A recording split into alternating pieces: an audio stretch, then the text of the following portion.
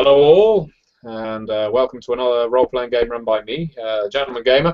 This one is another Vampire the Masquerade game. It's been a while since I've ran one over Google+, although one of the players will likely seem quite familiar, and another one, if you watch or take part in Vampire the Masquerade YouTube experiments, you will know him by reputation, if not by face. This game, the Ivory Wall, as it's called, is set in Berlin, in the late 1980s, early 1989 in fact. Berlin is split between two princes, one on the west, one in the east. The previous prince fell at the conclusion of World War II, and two new princes stepped in to take his place, both claiming right to do so. And so the city, much like Europe itself and the rest of the world, has been in a state of Cold War for the last 40 years. The state of Berlin right now is one of fracture, of paranoia. No one knows who's going to make the first move, or indeed, if the Berlin Wall falls, as is anticipated this coming year, which prince will be standing at the end of it, and which prince's kindred will be standing. After all, the kindred of West Berlin have mostly stayed restricted to West Berlin for the last 40 years, the kindred of East doing the same. One thing to note, this game is not based on the Vampire the Masquerade sourcebook Berlin by Night. I have used one NPC from that book, but unfortunately I do happen to find most of that book utter dross. So there will be no Heinrich Himmler, Hermann Goering or Rasputin in this game. Maybe referenced, but not acting as active participants. And we are using Vampire Masquerade. Other than that, we're using the canon, the rules, the setting of Vampire the Masquerade 20th Anniversary Edition. On this evening, our two characters are invited to Elysium, one of whom has only just arrived in West Berlin. One has been resident for some time. Now I'm going to turn it over to the players to actually introduce their characters to you so you know who's here and what they're up to and which clan they represent in the jihad.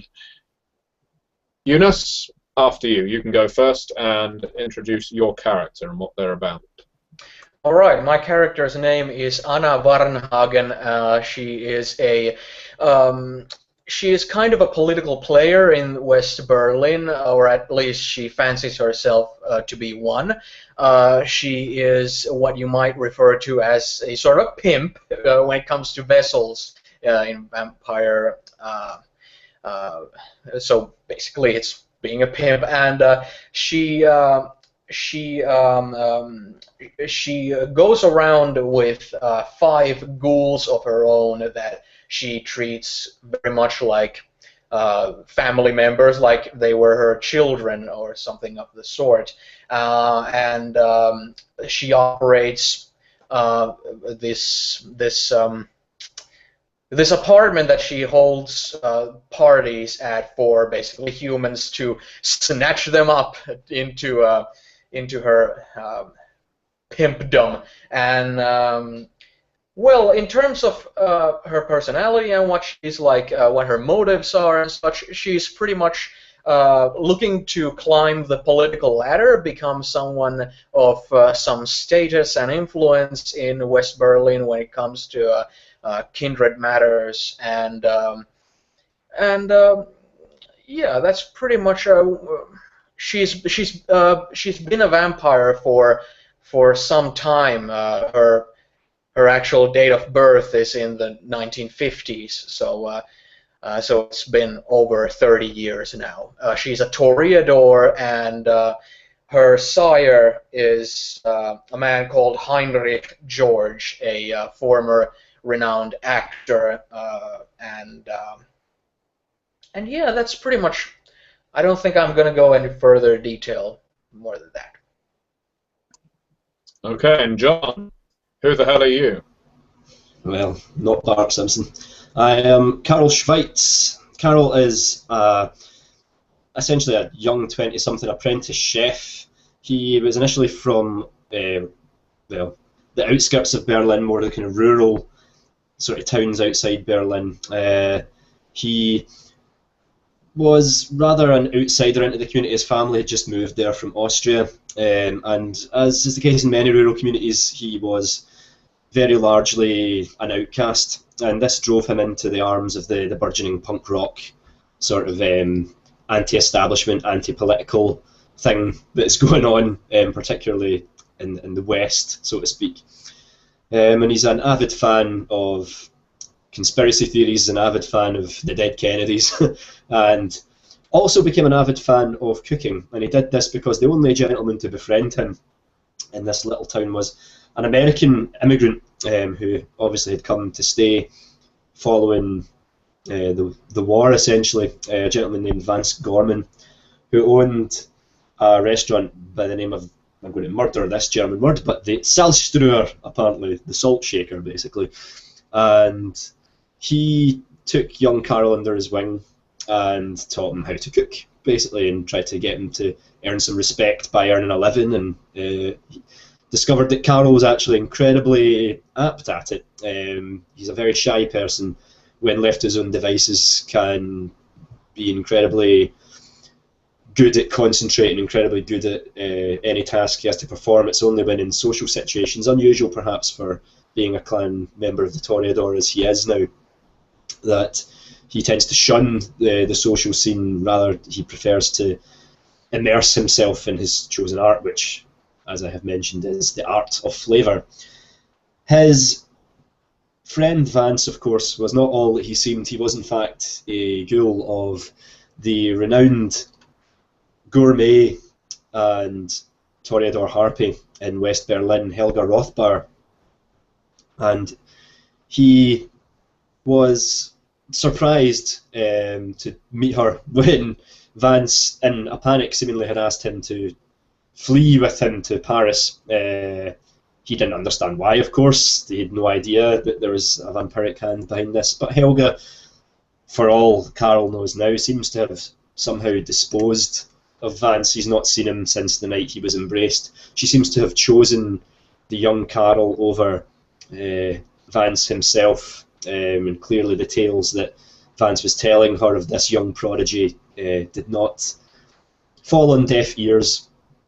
So she is now attempting to introduce him to society as it is, but unfortunately Carl has developed through his embrace somewhat of an obsession. You see, the kindred blood, when he tasted it for the first time, is, quite frankly, the sweetest, most flavourful thing he's ever tasted, and he has a very acute sense of taste, does Carl.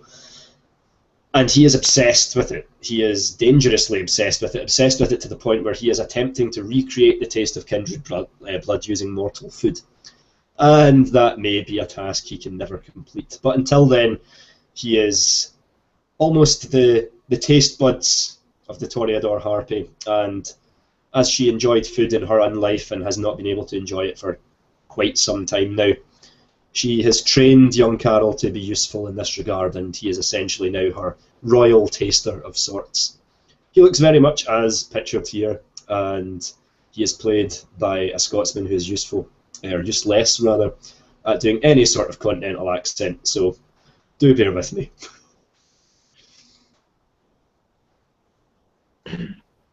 Yes, we will do our best to not mangle German words or culture, but that doesn't mean we'll necessarily be attempting accents. We'll do our best. But still, on this night, early 1989, it's a Friday evening. Formal invitations have been sent to both Heinrich and Helga, two both prominent Toreador within the city of West Berlin, for there is to be an introduction and prestation ceremony at the Italo, a very popular club cum brothel cum gallery that exists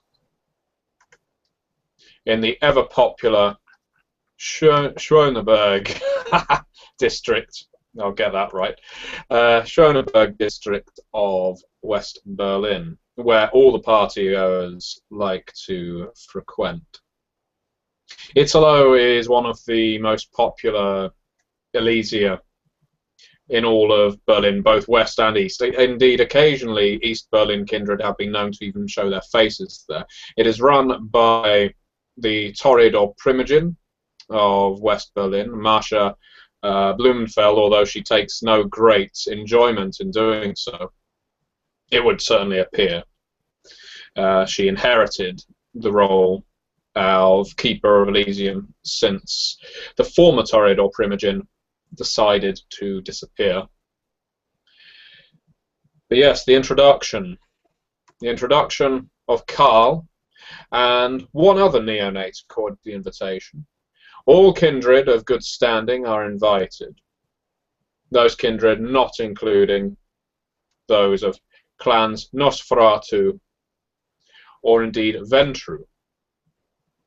The Ventru are almost exclusively restricted by their own choice to East Berlin, following the East Berlin Prince Gustav Breitenstein. Many of them are his childer or his brothers, and hold ostensible loyalty only to him, waiting for the Berlin Wall to fall down so that the city can become entirely led by Ventru. The Nosferatu threw in with Bridenstine for various reasons, but mostly stability. And so the majority migrated to the east, but sometimes they pop up in the west. Conversely, in West Berlin, the prince is one Ernst Ehrmann, a gangrel, which is a strange choice for prince in most cities.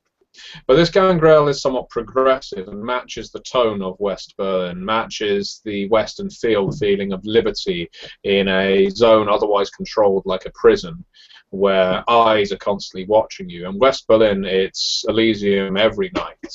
It is a place of revelry, or at least is seen that way by many anarchs, fledglings, and neonates, and Ernst Ehrmann is certainly a friend to all of those, or would like to be. This, of course, means he suffers some derision from the elders of the city, but such is the way of things.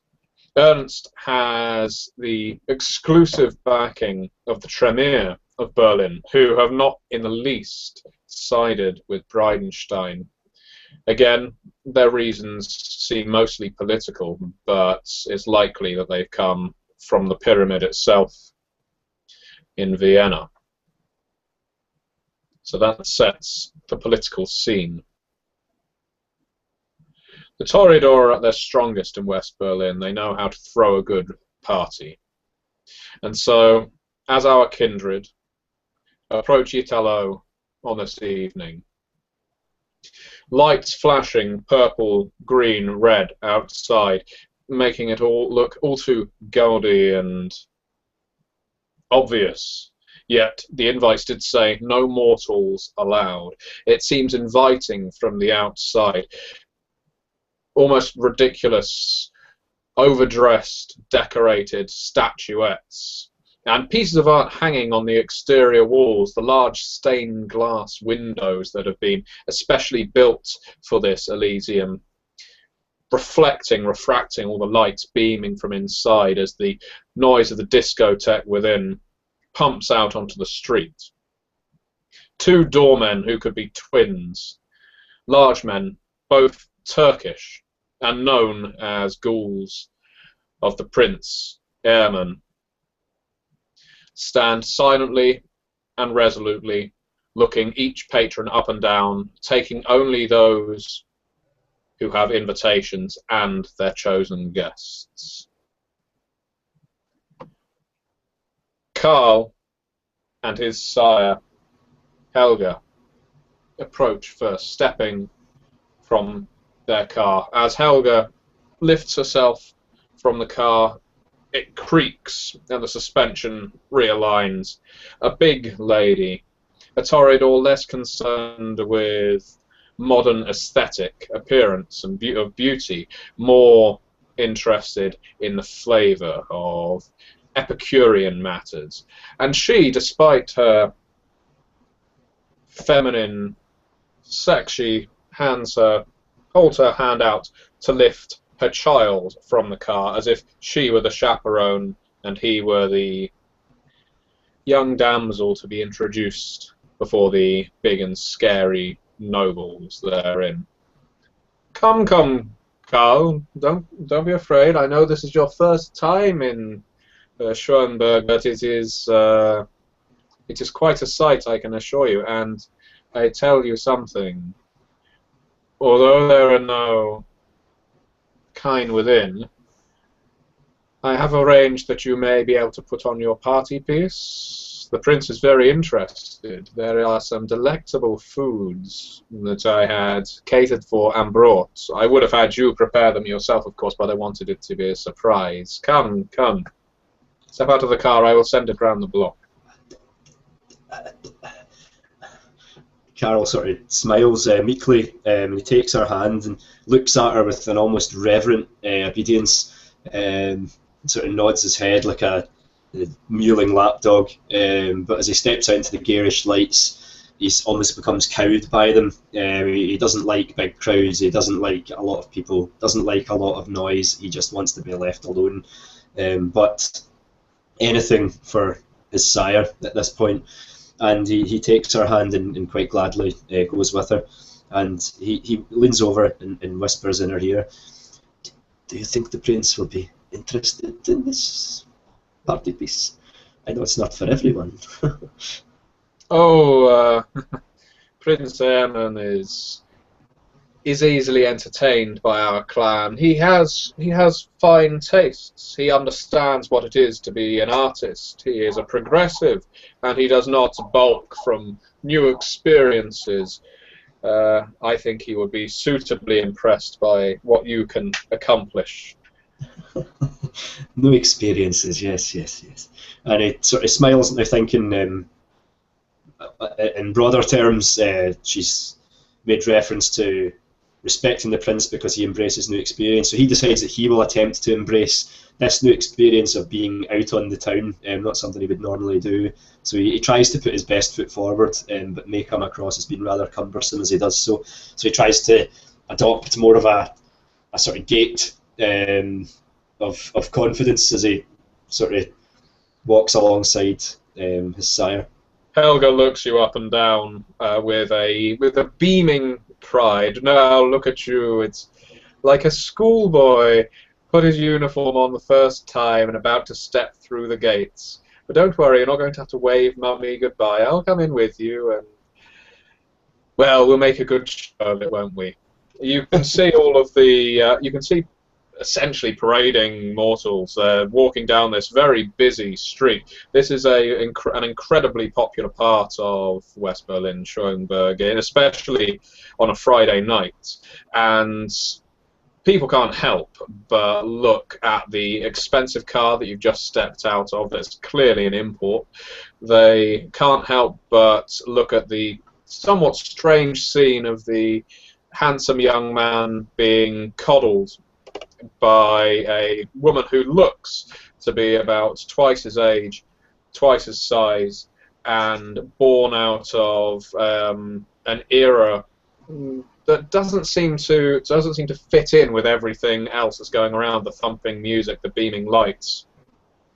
But most of all, they're looking up at the building with the stunning sound, stunning sights that are beaming from within, and no few civilians attempt to gain entry, only to be firmly turned away by the doormen, who brook absolutely no entry without invitation.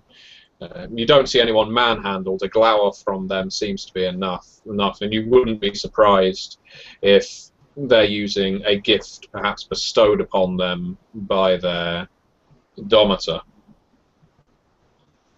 Carol sort of his eyes shifting left and right. As he tries to look confident, he's still somewhat wary of the surroundings, but as he stands in, or walks rather, in the rather out of time air possessed by Helga, he takes almost comfort in being back in the kind of more Art Deco aristocratic air that surrounds her, almost like a bubble of comfort that he chooses to stand as close to as possible.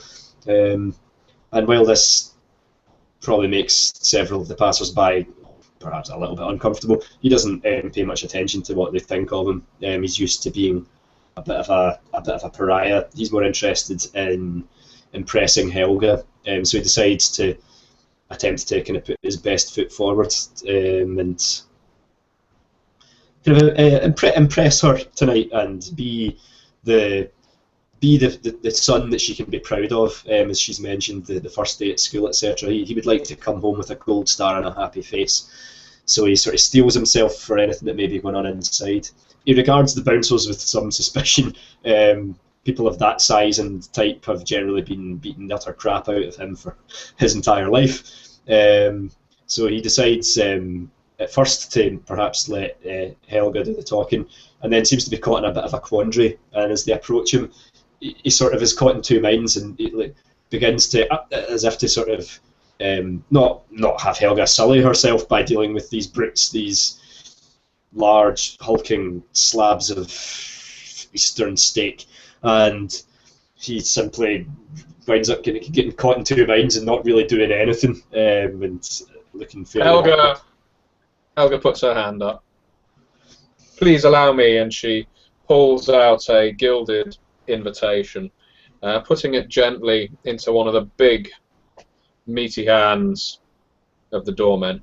I think the invitation will contain everything that you would require, good sir. Please permit our entry. The doorman, you see one of the doormen, the one on the left, who she isn't addressing, is looking her up and down, almost in a way that you might consider lascivious. He seems to be examining her every inch, from head to toe, really narrowing his eyes and licking his lips. The one who's taken the invitation looks at her and slowly reads the invitation before smiling a smile that's far too forced and wide. Please enter and be well. Carl is pretty intimidated by these guys, even more so than the mortals, it would seem. And as Helga, I'd imagine, strides confidently past them, Carl takes tentative, shuffling steps, and then remembering himself as she sort of bursts on ahead, sort of returns to his sort of more pompous swagger and tries to be a good foil to her air of confidence. Nodding and smiling politely at anyone he passes on his way in. She slows her stride again to extend her arm back and saying, Come, Carl, you are supposed to be entering alongside me and not supposed to be ducking at my heels. And don't worry about Abdul or Ray. They feel important because they are the only servitors allowed on the premises this night. When it comes to introductions, such as there are this evening, it is a kindred exclusive affair. Carol's face turns to one of sheer disgust and distaste, and he kind of glances. He doesn't dare, to be honest, look fully back at them to show his displeasure, but he kind of looks around at the ground and his eyes swivel menacingly in his head, and he sort of says quietly to her, "I did not like the way that one looked at you." So he is just examining me to ensure that I am everything that I claim to be. Ernst, the prince, we know each other well, is a cautious kindred. Please take my coat. Obviously, they haven't got the cloakroom staff in while it is just our kind here tonight. Well, Carl instantly adopts the coat stand position, gratefully, as if he's been given, I don't know, the greatest prize. He's been given an Oscar and a BAFTA and everything at the same time. Gratefully, scoops up this just a pile of furs. Large fur coat, probably mink, with a hat to match, and a scarf that was probably a whole animal at some point, that she whips off and places in your hand. You end up more fur than vampire. And she says, make sure it does not touch the floor. It, of course, costs. It costs. Carol's gathered it to himself like a large sort of egg of fluff, almost holding it to him like a newborn child. He takes a deep, unnecessary breath of the scent from the not in a sort of a sexual way. It seems to be more trying to absorb any sort of aftertaste of the being, the person of his sire, knowing the delicious delights that she surrounds herself with. What could he gain even from that? Would bring him closer to that wonderful flavour that she so occasionally treats him to, and he just immerses himself in it for a moment, and his eyes close and roll slightly into his head. Of course, and he looks to find somewhere to put it, or where it should go, but then eventually just sort of holding it in his hand decides to carry on until he finds whoever it is that's supposed to take this coat. Unfortunately, there are no cloakroom attendants, but you do find suitable hooks eventually and a table to place some of the heavier material on. By the time you turn around after you've done, clearly Helga's grown impatient and strolled off without you, allowing you to enter the Elysium alone. And now we will go over to Anna. Anna, you are already within. Alongside your sire, you have gone through the same ceremony, although of course you are more known to these doormen, to the prince's servants, and you know what it is to have ghouls on a leash. You know how to treat them. There's respect with one hand, rod with the other. It has to be a mix of the two, and it's all right to allow them their feelings of victory once in a while, their feelings of authority. However, your sire is a little disgruntled. You're with Heinrich next to what can only be described as a buffet table, which seems quite peculiar to you, given that there are no mortals in attendance. There's all kinds of strange vol au vents and whipped up pastries and pâtés laid out, which, again, you've not tasted anything of the like in the last several decades. And Heinrich just looks at them and goes, "Yeah," and waves his hand before looking to you and saying, those ghouls do not treat me with the respect I am due. They're ghouls. They need buckling. You need to buckle your ghouls as well, Anna. I have seen the way you treat them. You know I have a great love for you. You know that I care for you, but you cannot treat these children like they are children. The only family you need is your clan and your sire. You do not think of them as pets, but do not go beyond that. I see the way they look at you. I see the way you look at them. I find it all too unhealthy. Oh, Daddy, don't be like that. Telling people how to manage their own children is not the most not the most pleasant thing to say to a person. Well, but you are my daughter, and so I cannot help but give you advice that I have learned. I sometimes let your leash go too far, and sometimes it came back to bite me, and so it is just what I have learned, that you have to apply a certain heavy hand when it comes to the servants. You find him raising his voice as the music gets louder, and he glowers. I'll get a little bit closer to him and place my hands on his shoulders, kind of dusting them off a little bit. Now, calm yourself, Daddy. There's no reason to get all excited again about mere nothing. I know. You are correct. You are correct. I'm also excited. It has been a while since I have last met up with Helga. And I have not encountered her child yet. As I say, this is your real family. You are about to see your new brother or nephew or whatever you see him as.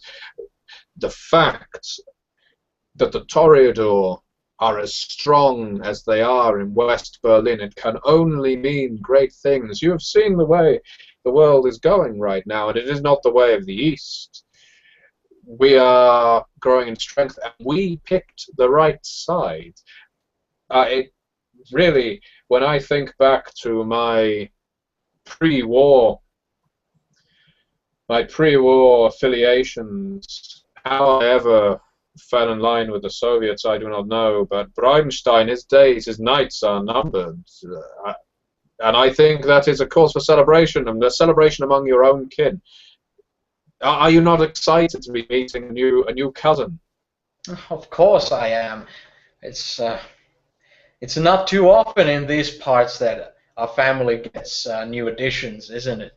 It's Well, rather.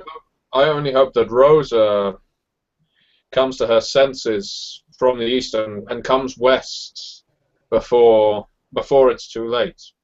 You know that they say that there will be fighting in the streets or in the sewers or in the buildings. The Venture are not going to go down without a fight. They're not just going to bend over. They're not going to accept our power over them. And if Rosa fights alongside them, I do not want Toreador spilling Toreador blood. I want her back to the fold. But you know what she's like with Mash. I know, I feel the same, although she does have a certain taste for misery, as I would say. But I truly hope she will see the light at some point. But it's a bit unlikely at this point. I must say I find it admirable the amount of effort they put into mere appearances here with this table and such. I look at the buffet setup that's in there, and like you said, noticing that there are no mortals allowed. In the respect that there are no mortals allowed, this Elysium is pretty empty, all told. There's plenty of kindred from West Berlin here, but when you're looking at a whole discotheque, on one floor you have the gallery up above, you have the brothel elements of Italo down below, and no feeding going on. The fact that there's food for consumption, yes, it's very odd, and Heinrich remarks upon it as well. I can only presume that someone booked caterers for an evening and either forgot to cancel or they turned up on the wrong night and set this out during the day. It was there when we got here. Yes, it's rather remarkable looking at this setup here and me not being allowed to bring actual food in with me. It's one feels rather naked without one's entourage. When you get used to that. Looking around, it's looking around the atmosphere. It really tries its best to be celebrative and joyous, but there's a lot of frowns when I look around. Well, the prince, he doesn't like feeding during introductions and prestation. He finds it... I believe he finds it a touch vulgar, but that may just be my expectation as a member of the Clan of the Rose. I cannot say what a gangrel finds so abhorrent about feeding, but for a gangrel, you have to admit he has some tastes. After all, he was the one that laid down the rule that there would only be one known performer among the Toreador in this city. That there would only be one allowed. Otherwise, a breach of the Masquerade may occur, and that he selected me. He said, "You will be the one. We will not exile you." And there was another who was sent away. He chose me. Now, that must speak for something. Yes, and still you mutter about the lack of respect you seem to receive at these gatherings. Well, I'm not interested in holding a position of harpy or primogen or or whatever else. That is not my business. I am here to entertain, and if I had been asked to put on a show for tonight, I would have been happy to do so, but instead we have to listen to this damn, what do they call it, technological music, all computers and beeping and pounding, and this is not music. When I used to perform on the stage, you would have a piano, you would occasionally have a band down in the front, but you wouldn't. This is not going to last. Surely this is Come now, Daddy. It's being being the clan of the Rose. We must be acute with the times, must we not? It's history has tended to show it time and again that those who are to cling to strongly to the past and refuse to change with the times are those who tend to be walked on. Well, I know this. I may not have been a kindred for over a century, but I know that music for centuries was a fine art form that took hours, days, months to perfect with orchestras and choirs, and it's an emotional surge. I do not consider myself an expert, mind you. We have them, and I am not one. But this, what is this? This is something that was hatched out of a baby's brain on one night and is now, after someone's tapped a few keys on they have electronic pianos now, then they just repeat it over and over again. But that is the culture of the times. It's something that we need to adapt to. It's art in itself has changed recently from a work of master craftsmanship into purely into a form of expression, has it not? When you look at expressionist paintings and such, many masters of the past would poo-poo that. Don't you agree? As you're speaking, the diminutive form of your Primogen, Masha Blumenfeld, approaches. She's wearing a slight dress that's not complimentary in the traditional sense. It's then again, it's not particularly ugly either. She doesn't appear to have got great lengths to prim herself up for Elysium, but never has she been the kind of keeper of Elysium to really do that much. She relies more on her artistic ability and sensibility, and as you say the words that expressionism, adapting to the time, you know as a Torrid or as an artist in your own right, I suppose, that Masha exemplifies that kind of Warholian, that kind of freedom of thought art that is becoming increasingly prevalent over the past decades and into the future. You can see that that's the way things are going. The artists aren't just going to be standing around in suits with a paintbrush, that they will be able to appear and do whatever they like in the name of art. And so as she comes over, the only affectation on her appearance is the cigarette holder with the unlit cigarette out the end that she commonly stands with. As I see her, I give her an inviting smile, and I say, "Masha, darling," and I go to give her pecks on her cheeks in a friendly manner.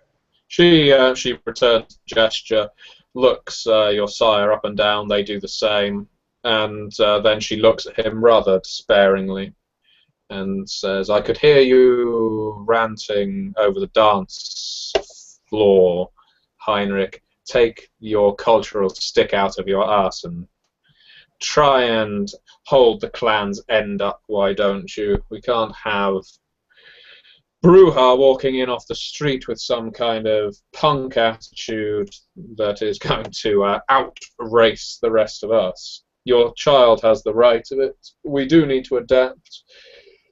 And apparently that means putting on mini sausage rolls and listening to music like this, but I have records of this, and I understand, well, I am going to send out one of my own child to pick up some cassettes, which I understand offer a much better quality of sound, because I find that if you listen to this dirge enough, eventually you get used to it, and it can become quite relaxing. So shut your face instead of embarrassing yourself. We're supposed to look like we're with the times. We're the clan people go to for that kind of thing. Oh, come now, Marsha. Don't be so stingy about this. It's all just friendly conversation. In fact, I happen to feel that getting used to this kind of an ambiance, I mean, in terms of music, is sort of a relief from not having to pay too much attention or having your attention drift, as is common in our little family. When it comes to classical music, sometimes one one's mind wanders off easily, and concentration tends to break. With this type of an ambiance, this type of music, I don't find myself having that problem all that much.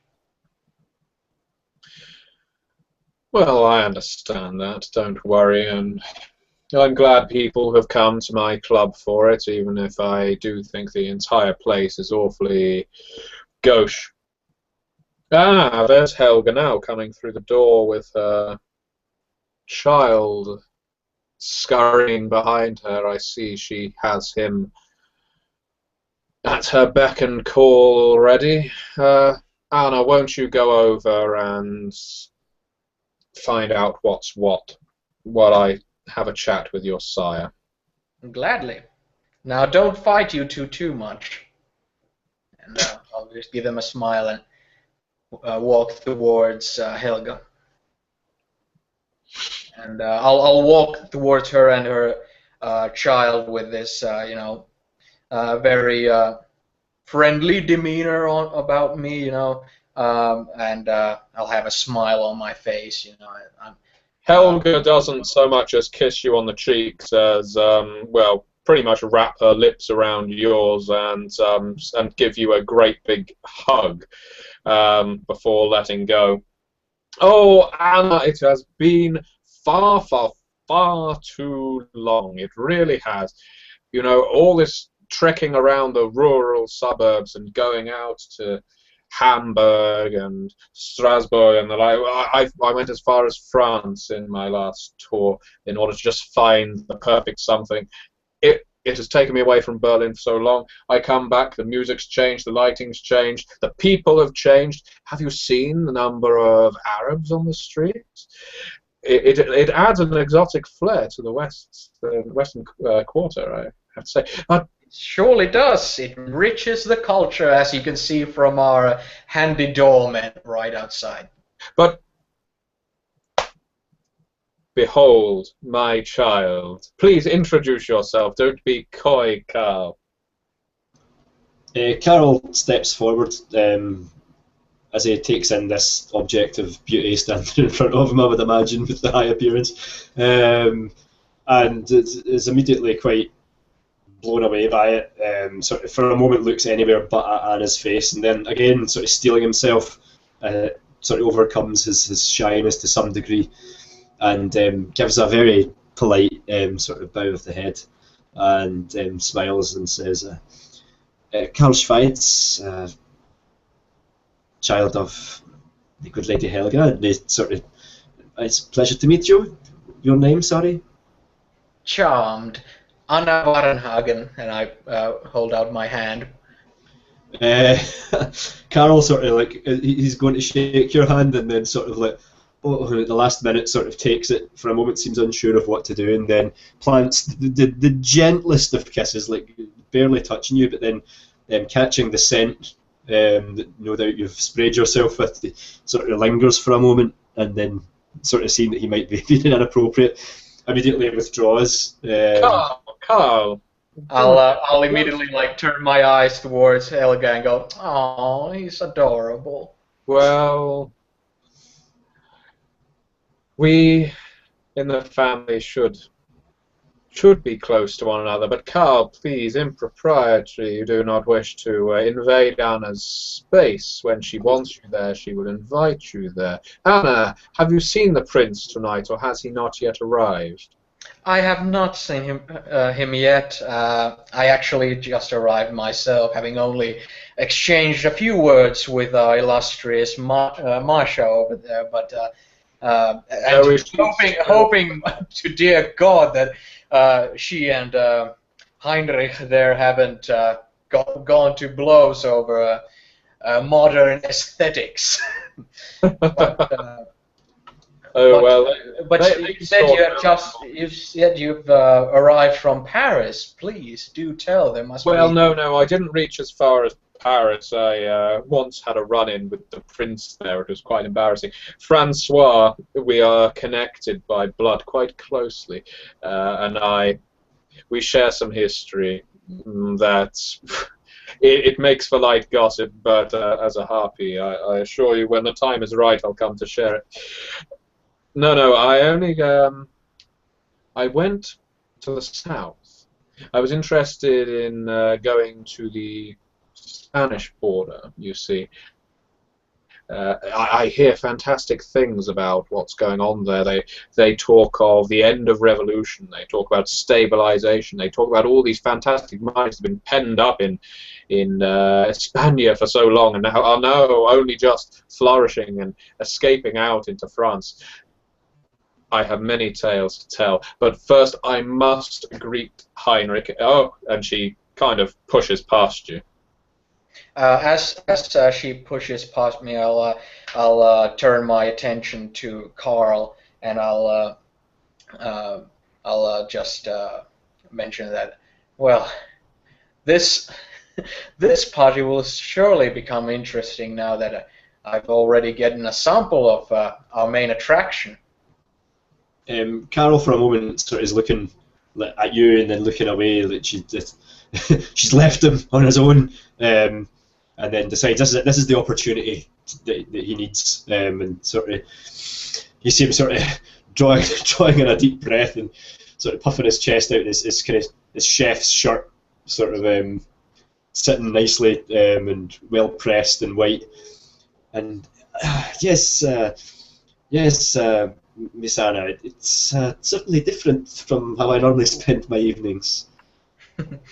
I should think so.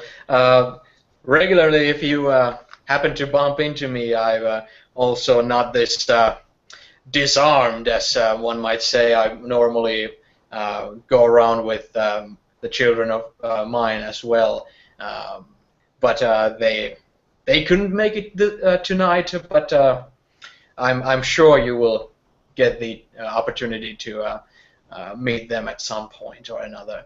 My little boys.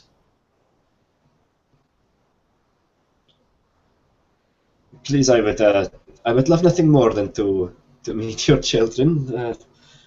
It would be my great honor, yes. So, has Helga told you anything about tonight? What you are to expect, or for tonight, or for tonight, for this illustrious celebration that we are holding up here? I do believe, and as Carl examines the room, he clocks the buffet table, and suddenly the party piece reference makes sense to him, and he seems to almost relax somewhat and nod his head in the presence of food. I have certain talents that my sire likes to make use of regarding the flavours of the mortal culinary world, and I have some expertise in this. I have recently become night chef at a diner in the city, but I believe I will be expected to give some description of the treats left here, and he sort of seems to become very interested in what's on the buffet table to sort of prepare himself for exactly what he's going to be tasting. Oh, The yeah. lights dim. Delightful. I was. The lights uh, dim just as you finish saying that, before you can go into exactly how you're going to describe these tastes. And the music softens. Dry ice starts to pour out across the floor. This could not be more Hackney, Torrid, or Elysium if it tried, because now stepping out of the downstairs doorway comes a thin man, thick beard, young in appearance, quite chiseled. His hair perfectly waxed, his eyes betraying the look of the bestial. He wears a black waistcoat, a fine white shirt with very expensive looking cufflinks. His pressed trousers would look perfect with a pair of fine Italian shoes, but he is in fact wearing heavy outdoors boots that kind of break up the appearance, but at the same time making it just perfect. Anna recognizes him immediately as the Gangrel Prince. You don't know who's working the ice machine or turning the music down. It could well have been him before he entered, but likely it's one of Marsha's staff working in the background, so perhaps the rule on mortal attendance isn't so limited as first it appeared. He walks almost nonchalantly, with his hands behind his back, across the dance floor. There's no formal prestation, no formal salute or anything archaic like that for Prince Ehrman. Ernst is what you could consider a liberal. He would feel embarrassed or insulted beneath such authoritarianism. And cutting across the dance floor, a light flashes on with the sound of, well, a spotlight. There's the psh as a light illuminates the raised stage at the edge of the disco, where occasionally a DJ would be stood behind decks. There are no decks there, but he climbs upon the stage. His hands leave from behind his back and clap together loudly. The music cuts off entirely. Welcome, new kindred and old alike, to West Berlin, to my Elysium, to the rule of Prince Ehrman, where you will be treated fairly if you abide by the traditions of the Camarilla. Welcome to my domain. I will receive supplicants, old and new, now. He takes a step back on the stage and gestures to the small staircase beside it for people to approach. All of a sudden there's a flurry of motion. The Toreador kind of pushing each other out of the way to get to the prince first. Marsha stays back, but Helga and Heinrich wrestle with each other a little before Helga gets the upper hand, snaps her fingers, points over at Karl. He walks forward, sort of closing his eyes and opening them again, steeling himself, and adopts his walk of confidence and sort of strides towards her, sort of nods, and then walks alongside her towards the stage. The floorboards beneath the wooden stage creak beneath her. She laughs. My prince, I have beside me my favorite child, my new child, the artist, Karl Schweitz. Please, Karl, introduce yourself. Karl Schweitz, my prince. I could not introduce myself, I believe, better than my illustrious sire already has. My art is the art of taste, of flavor, and I hope to be of great service to you in the coming nights. I am appreciative of the arts, Mr. Schweitz, and I see by your clothing that you are in the art of food preparation.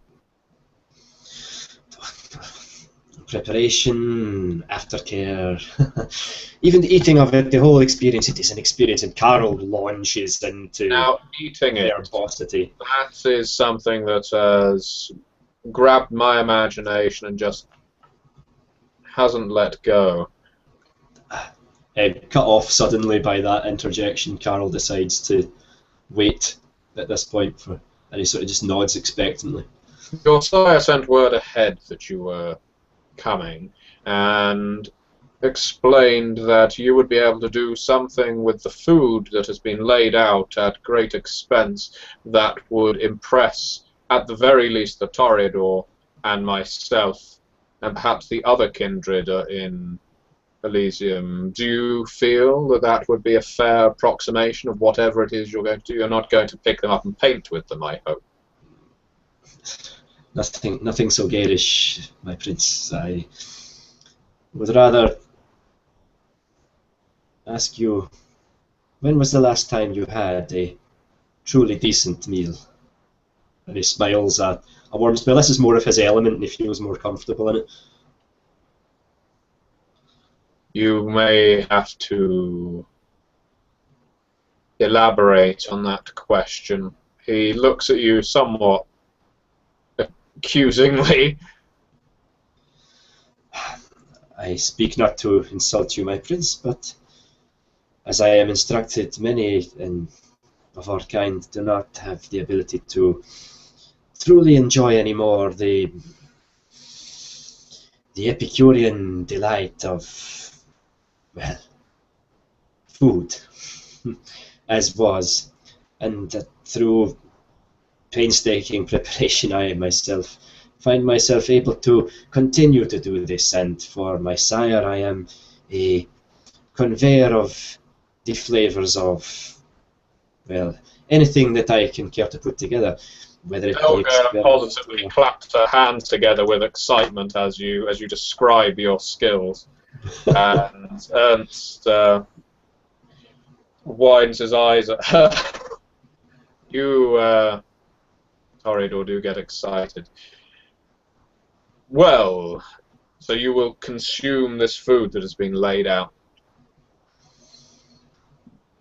Oh, yes, of course. And do you digest this food?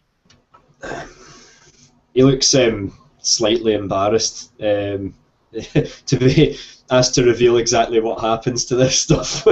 As at your embarrassment, he puts up a hand. They say never to ask a Tremere how he pulls doves from his sleeve, then I will not ask you what you do with the food after it goes down your gullet. But I will ask that you do not make a mess of this place. Oh, no. I'd like you to roll an etiquette plus charisma to see how well your introduction has actually gone across in mechanical terms with the prince. Not Carol's strongest dice pool, I'm going to have to say. Here he goes. I have no etiquette at all. So okay, so that's a penalty. Immediately I don't have a damn clue. There we go. Oh! He's slightly more charismatic than he would normally be. He smiles a thin smile. You do know the traditions of the Camarilla, Mr. Schweitz.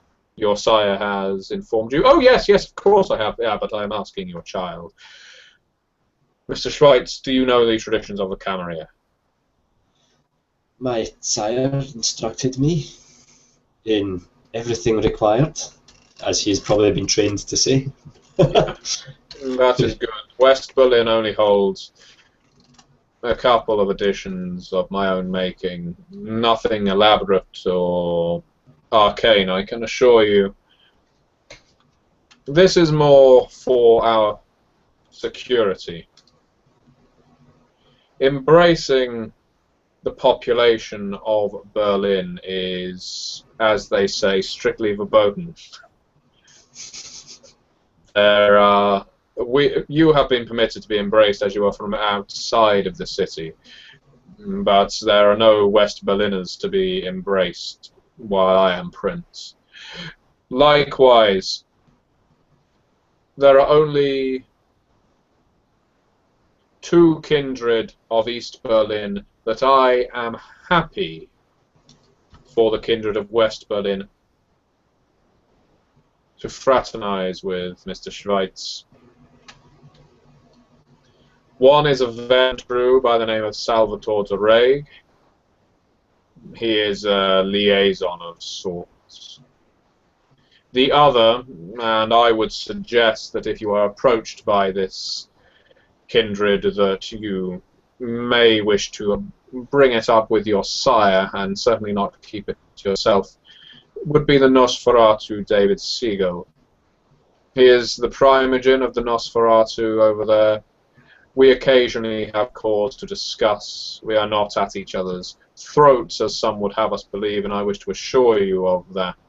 The only animosity that truly exists is between myself and Prince Bridenstine. Everything else is merely an artificial construct placed by the wall that divides us. I'm sure that when it falls, we will all be unified under one rulership. Of course, my prince, it is always as you say. He tries to be as stoic and presentable as possible. Well, after introductions are done, because I see people are paying attention to what you are saying, and there seems to be a small amount of interest down on the floor, we will have you perform your piece and applaud or catcall as necessary. It is a pleasure to meet you, Mr. Schweitz, and I do hope that you exist happily within this city and abide by our rules. Thank you, my prince. I will not take up more of your time. And he sort of steps back, sort of looking to Helga, and then with another sort of bow makes his exit from the stage. Helga is absolutely beaming. She hangs around for a few seconds in case the prince has anything separate to say to her, but he doesn't. He actually turns his back on her and the crowd, and she follows you off the stage. Heinrich gestures for Anna and just whispers over to her.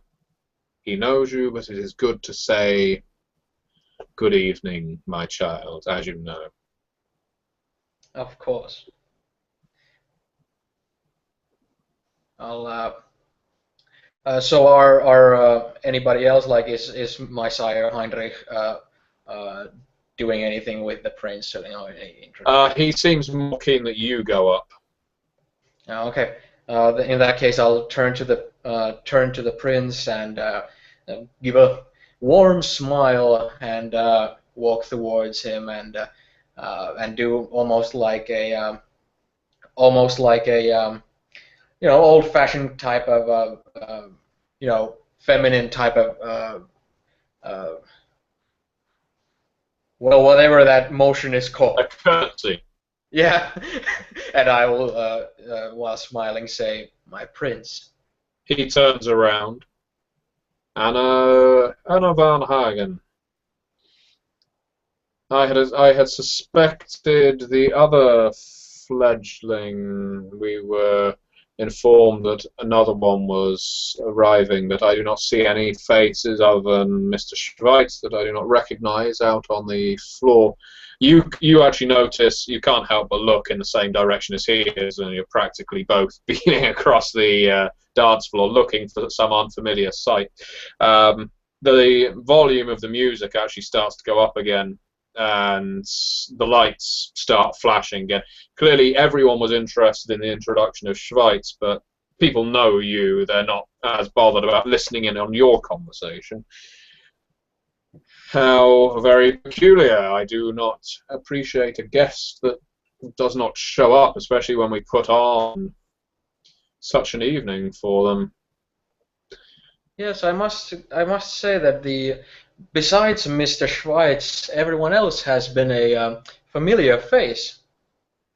I was of the understanding that there was a brouhaha fledgling meant to be arriving.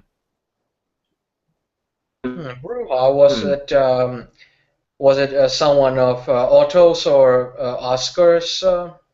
No, new to the city.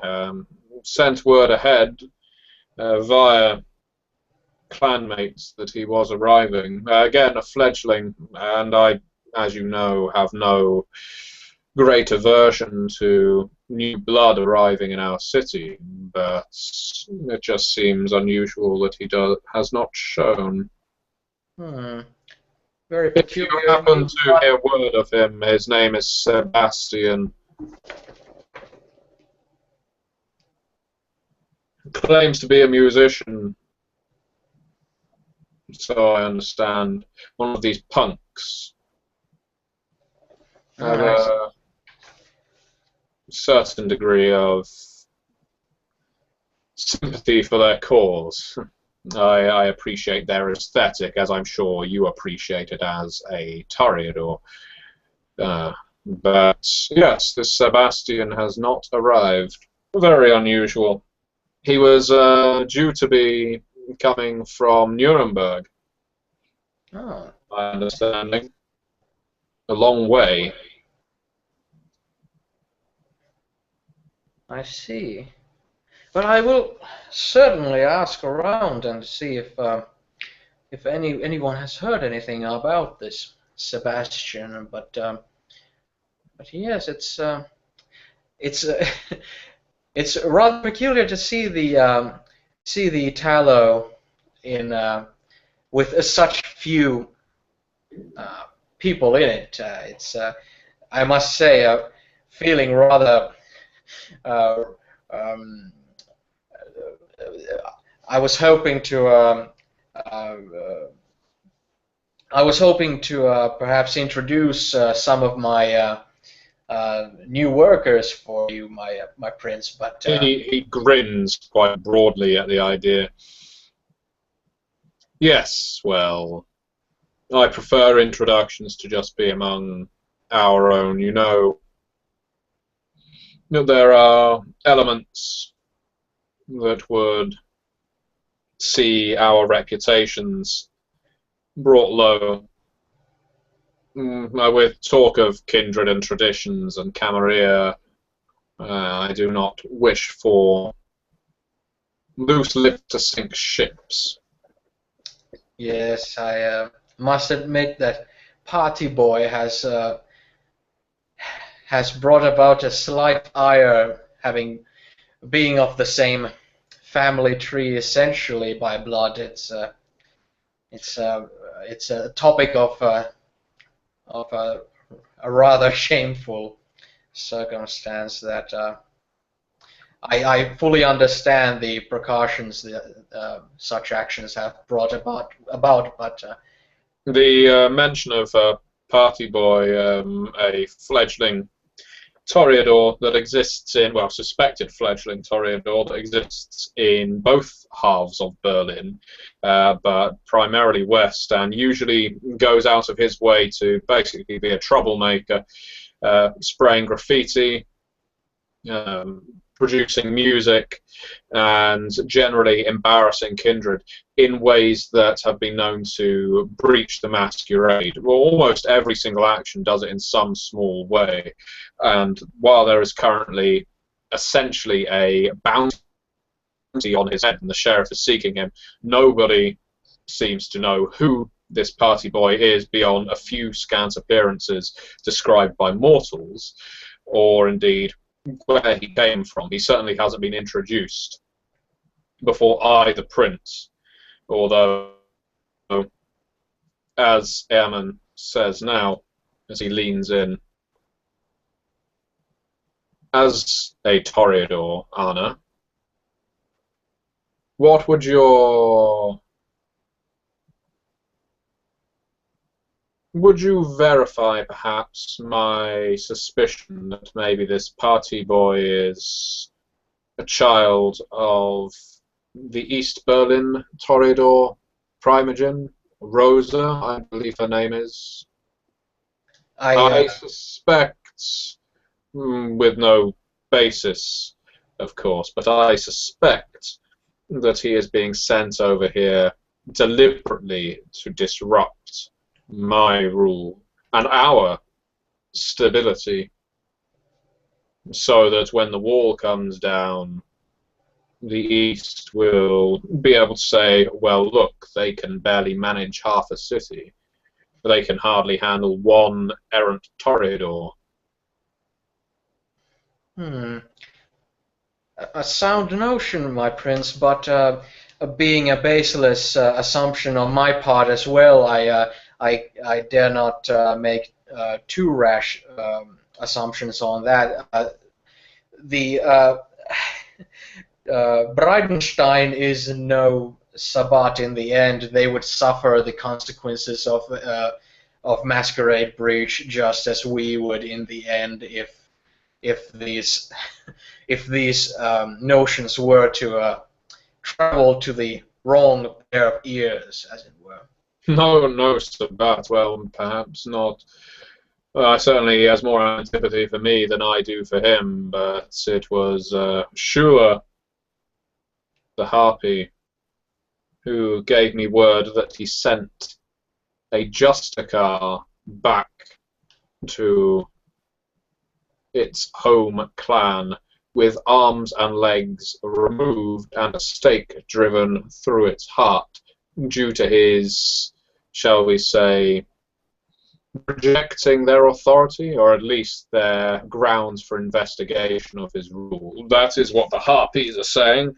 I have, again, seen no evidence of it. Why anyone would want rule like that, I do not know. Some say that I am too close to the ground, but when your city is mostly comprised of Bruja, Toreador, Malkavians, well, I find that it helps to walk among the foot soldiers and the artists. It is well appreciated, my prince, of course, and I must say that that approach is not anything but intelligence. So this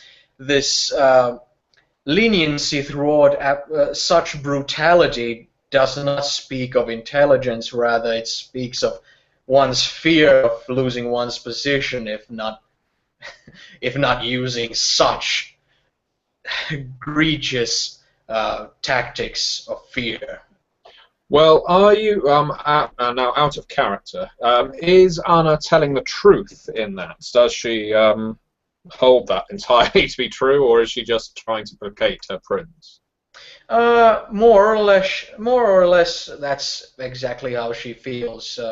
In that case, I'm not going to get you to roll subterfuge to see whether you fight it.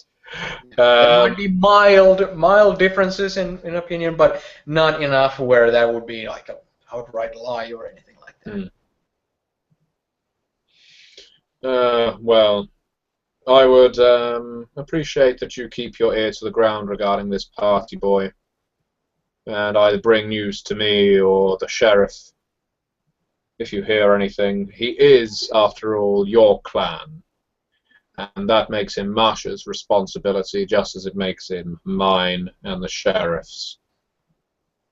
As well as mine, my prince. And yours.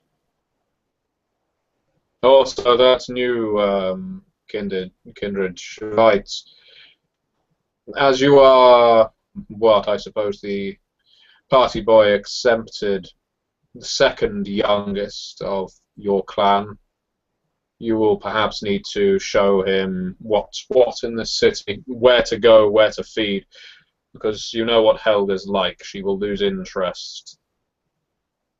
Yes, he may not be as like party boy, but I will show him the party and make sure he gets his lips wet. Well, quite. He looks a bit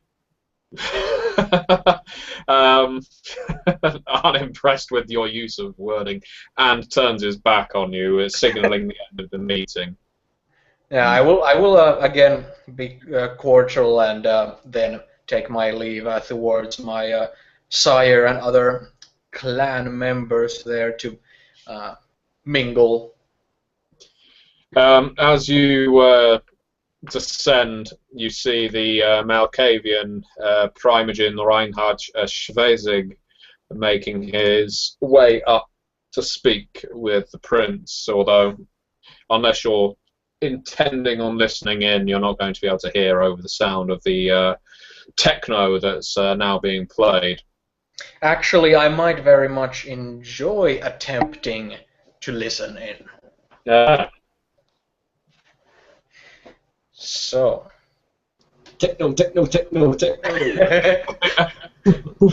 boom, boom. Yeah, that's what he's talking. Yeah, No, that's all you can hear. Yeah, okay, so it's what is it? Perception and alertness, I think. Yeah, perception and alertness. If you don't have any points in or specs, do you? No, I don't. If the And I'm music's rolling on, this it'd be a all bad idea to- natural. I don't have any digital gadgets and whatnots and knickknacks. In the 80s.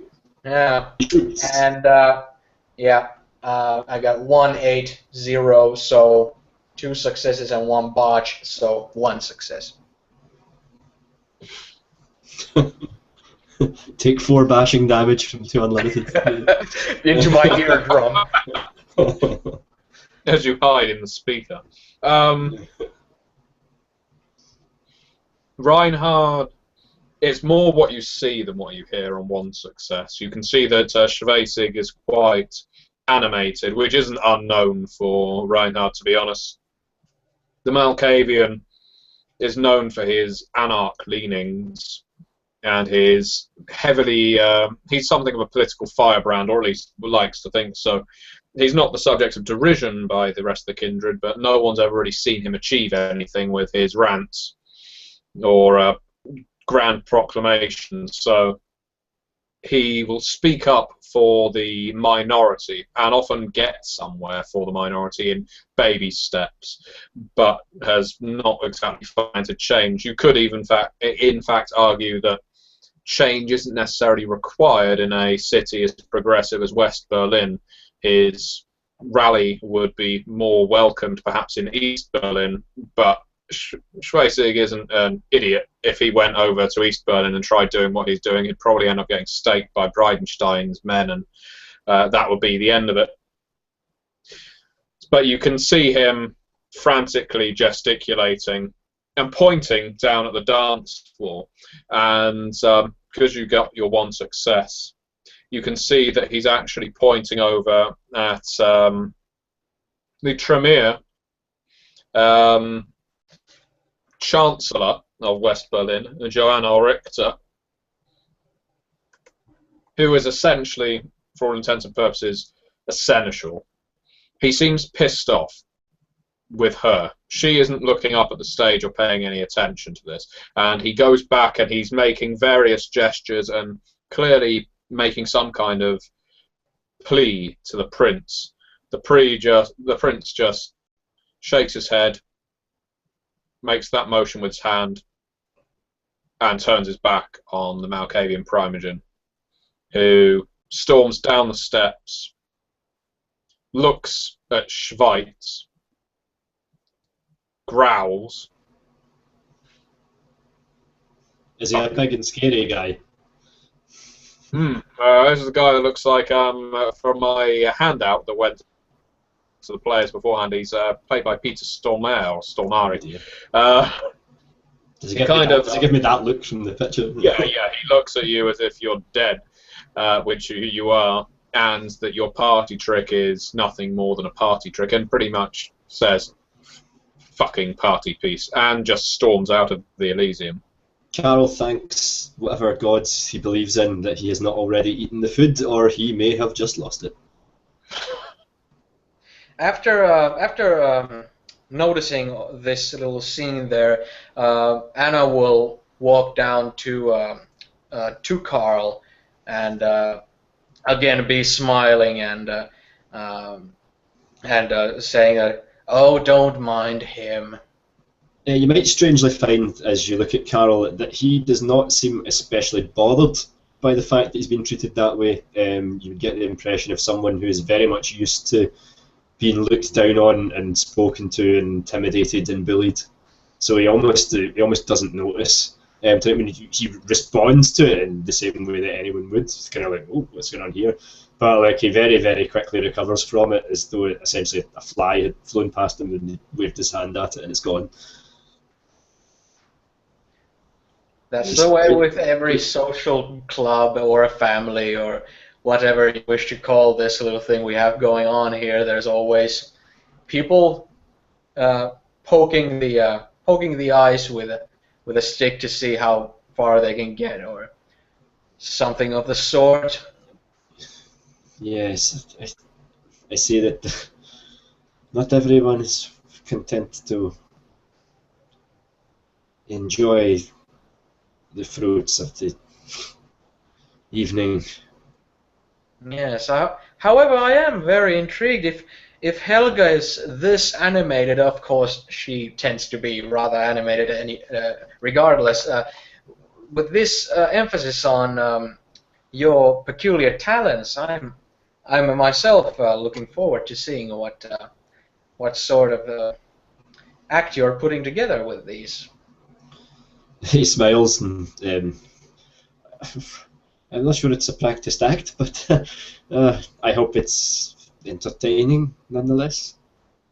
If you're as good as Helga leads on, then practice is hardly necessary. He sort of sniffs. He sniffs the air to see if he can catch the scent of the food. Whether he does or not, he sort of turns to Anna. In a way, a suddenly more confident side of him emerges, and he sort of glances sort of sidelong at her and says, "If only I had prepared it myself." And he laughs. Richter, Joanna Richter, the Tremere Chancellor, is now up on the stage with Gangrel Prince, and they're walking back and forth as they discuss. As she ascends, the other Toreador all congregate around the two of you.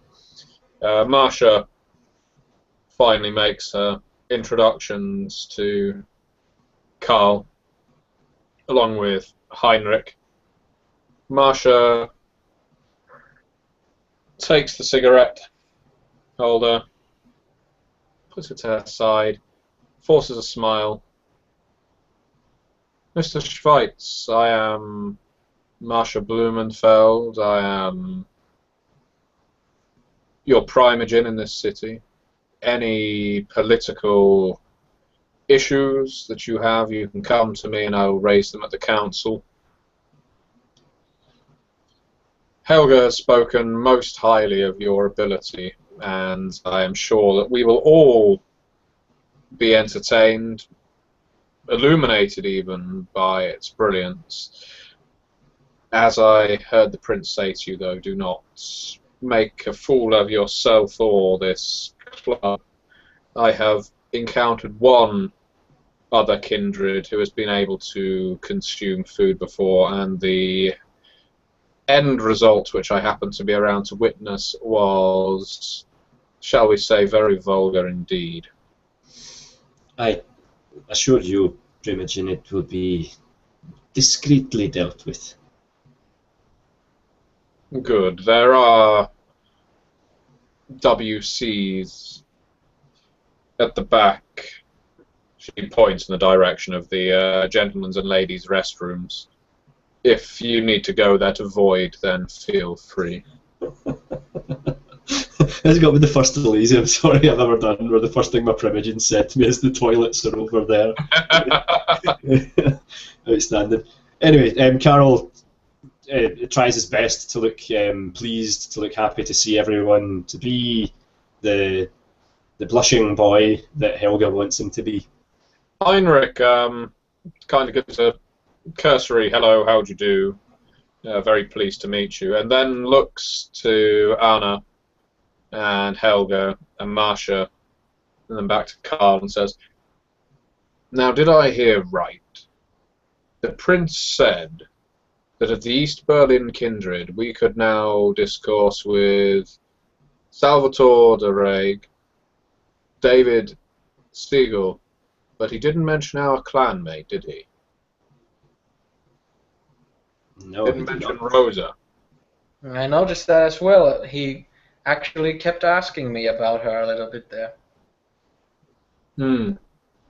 About Party Boy.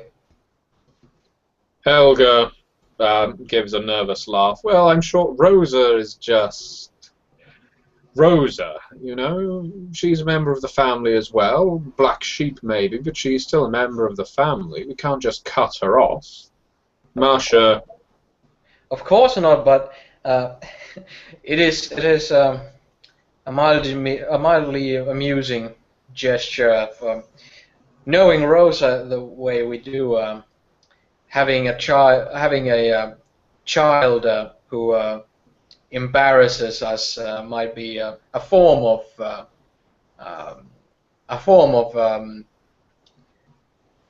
pain that she may even enjoy. Marcia looked at you somewhat witheringly. I very much doubt from my dealings with Rosa that she would be so base as to embrace that party boy. I kid, of course. Is that what the prince alluded to you? Yes, actually it was. I myself have nothing but baseless assumptions having to do with this party boy. The prince even alluded to it that it's it's a possibility that it's also a complete coy from perpetrated by the East, you know, to create political pressure. But well, it's a pretty, again, base way of doing things. I don't know how people are even assuming that this kindred is Toreador. Has anyone even spoken to him? Has he even spoken to anyone else? Has he introduced himself? No. They just presume he's a Toreador because he can put music together, as hackney and crap as it was, from what I understand, and because he's somewhat good with spray paint. He could be a Bruja, he could be a damn Ventru, for all we know. All we know is that he's a kindred, because the kindred have seen him have discerned as much. But to know that he's Toreador, it's a wild guess at best.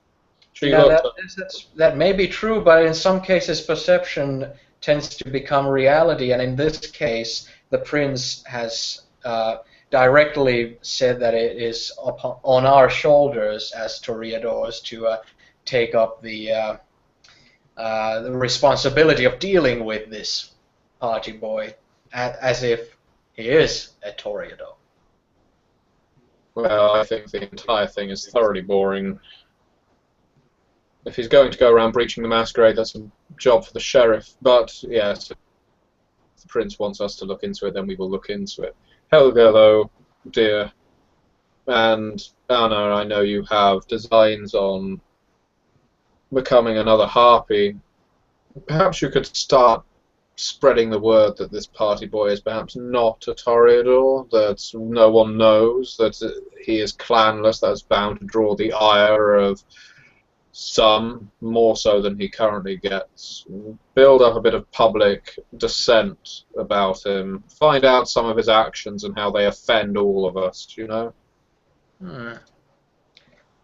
Sounds like a plan.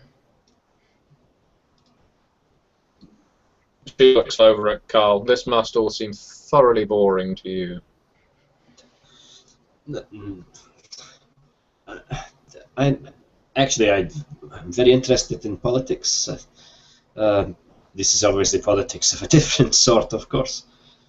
But he sort of steals himself for a moment, closes his eyes, and sort of opens them again. When you do not speak as much, occasionally you listen, and I'm sure anything I hear I can filter back to my wonderful sire. And he smiles at Helga. Well, you do that, and I assure you that you will do well in this city. They claim that the East is the one with all the ears in the walls and eyes in the trees and so on, but we're just as observant in the West, or should be. There's elements like this party boy that weaken our hold here. No one would claim it officially, but the Toreador, we have a lot of sway. This party boy, I trust, is not here tonight, my Primogen? No, he does not appear at Elysium, or at least if he has appeared in disguise.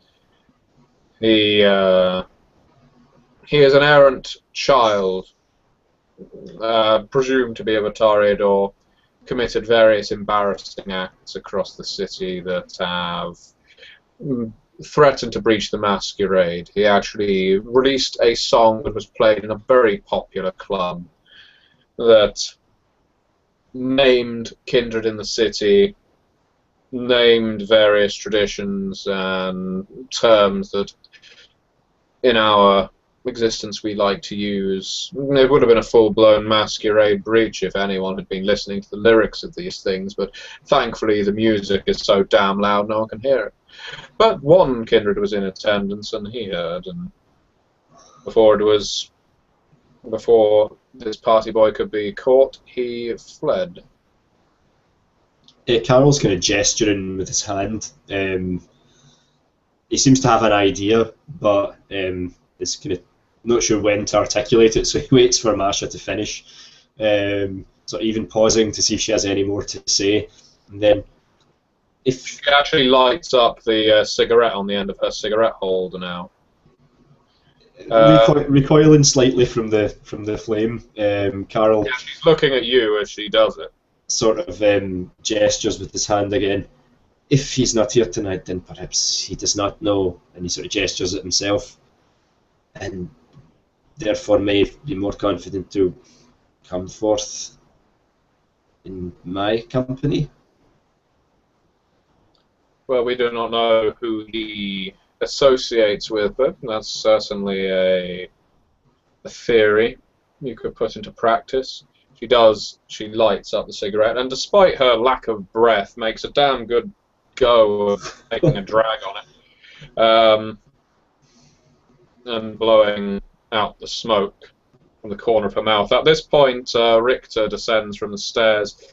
The light goes back onto the stage. The prince claps his hands again. It is time for our newcomer to entertain us. The Toreador of West Berlin have a long history of being our heart and soul. The kindred here owe the Toreador many debts. They keep us together as a society. They keep us informed as a community. They protect us with their words, with their demonstrations, and they remind us what it is to be mortal. Now, I am assured that this Mr. Schweitz, he gestures at Karl, will perform a trick that to some would not seem at all foreign. Indeed, I had a certain forewarning of what it would be, which is why there are no kine in attendance this evening. I knew that he was to perform some kind of trick with this food. Now I am assured by his sire that he is not just about to juggle with a vol-au-vent. Some of the kindred laugh rather bitterly. I am assured likewise that he is not just going to arrange them in a colourful topiary as some form of new art comprised of pastry dishes and other such frippery. No, I am told that Karl Schweitz will be able to consume food. There are a few obvious and forced gasps from the crowd. This is a bit Victorian freak show at this point. Yes, the prince says, somewhat but in a banal fashion. Yes, this Toreador is going to consume the edibles on the table, and we are going to watch. Now, I am also assured by his sire, given that she has confessed to being his sire, that he is not some thin blood, and the curse afflicts him just as it afflicts the rest of us.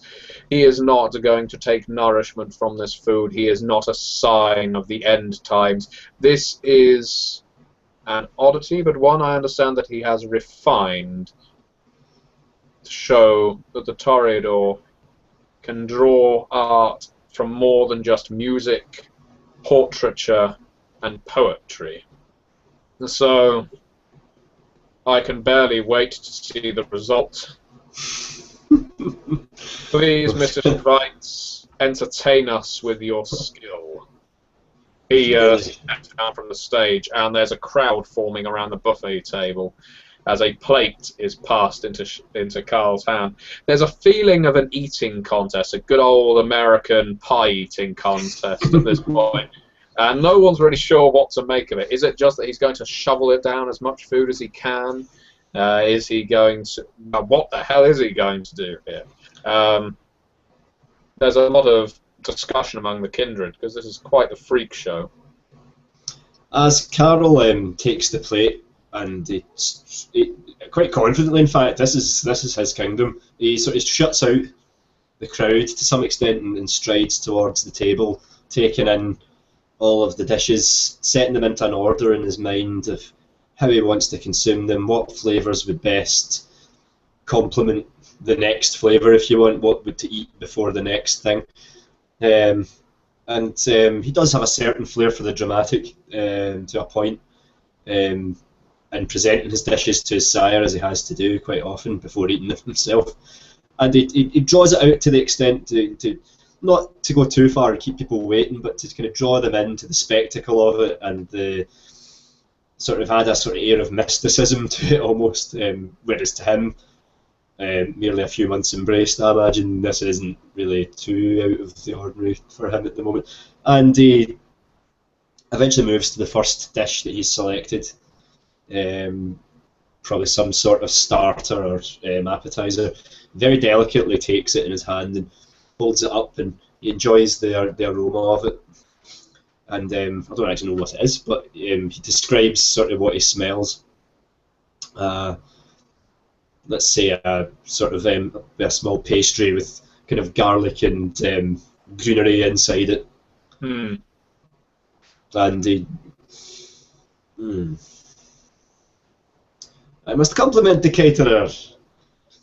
There's a bit of laughter from the assembled crowd, especially from the kindred who arranged the catering. And without wasting a crumb, he sort of takes a very delicate bite, probably about half of the pastry, turning it so that if there's any filling, none of it will spill sort of down his hand. He's very adept at this, being quite a practiced manner in food. And he seems to chew it, ponder it in his mouth, allow the taste to sort of permeate his mind, to activate any sense of poetry that he has. He's become quite practiced at describing these dishes. A few of the Toreador in the assembled audience are watching it in the way that you might watch someone eat something absolutely vile. They're kind of craning forward, jaws slightly dropped, fangs showing slightly, eager to see what the outcome would be, just poised for whatever the reaction is supposed to be here. As he chews the morsel and he gets the hint of the sage and the filling, and sort of inhales a breath as he does it to fill his nostrils to get any aromatic sort of aftertaste or anything that could be left behind. And then he just pops with a dexterity, pops the rest of the pastry into his mouth and continues to chew it, and then nods satisfied and swallows the whole thing, smacking his lips, rolling his eyes as he lets the aftertaste now come to the fore, so he has a full description. Helga starts the applause. Everyone, well, a few of the kindreds follow. All of the Toreador applauding. There's a bit of confusion from the rest, and Helga says, "Well, tell them, Carl. Tell them how it tastes."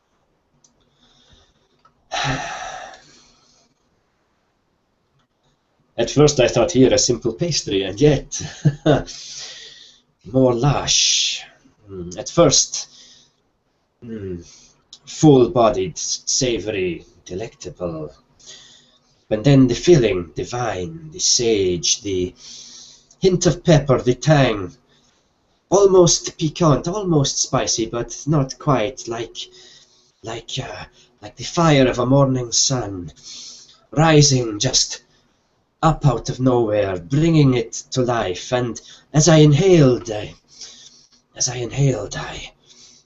was grasped by the sweetness of the herbs, by the purity of the vegetables, perhaps a little more seasoning, perhaps a slight tweak here or there, perhaps a useful experiment for a future dish for you, my noble sire. But for a night like this, I would say a starter fit for a prince. And he sort of bows towards the prince. I'd like you to do an expression, please, plus charisma. Here we go. And he Now, shoots. Eunice, how do you feel that Arno would be reacting to this? I would be reacting to it very much in the same way as someone in an oddity type of freak show in Victorian times would. I'm just I have a grin on my face, and I'm excitedly looking forward to see what happens next. What did you get, John? If we're talking difficulty 6, that's 2 successes. You were talking difficulty 7 to penetrate the hard shell of the. That's still 2 successes. Yeah, 2 successes. Heinrich, you can't help but notice, Anna, as you're next to your sire, there starts to be little drops of blood welling up in his eyes, and he grips Anna's arm. I'll place my hand on his upper back, and I'll just rub it a little bit and look at him with a smile. That You've seen this before. The Toreador, of course, are known for their weakness in the face of whatever they term as beauty at any given point. They're more susceptible to these things, perhaps.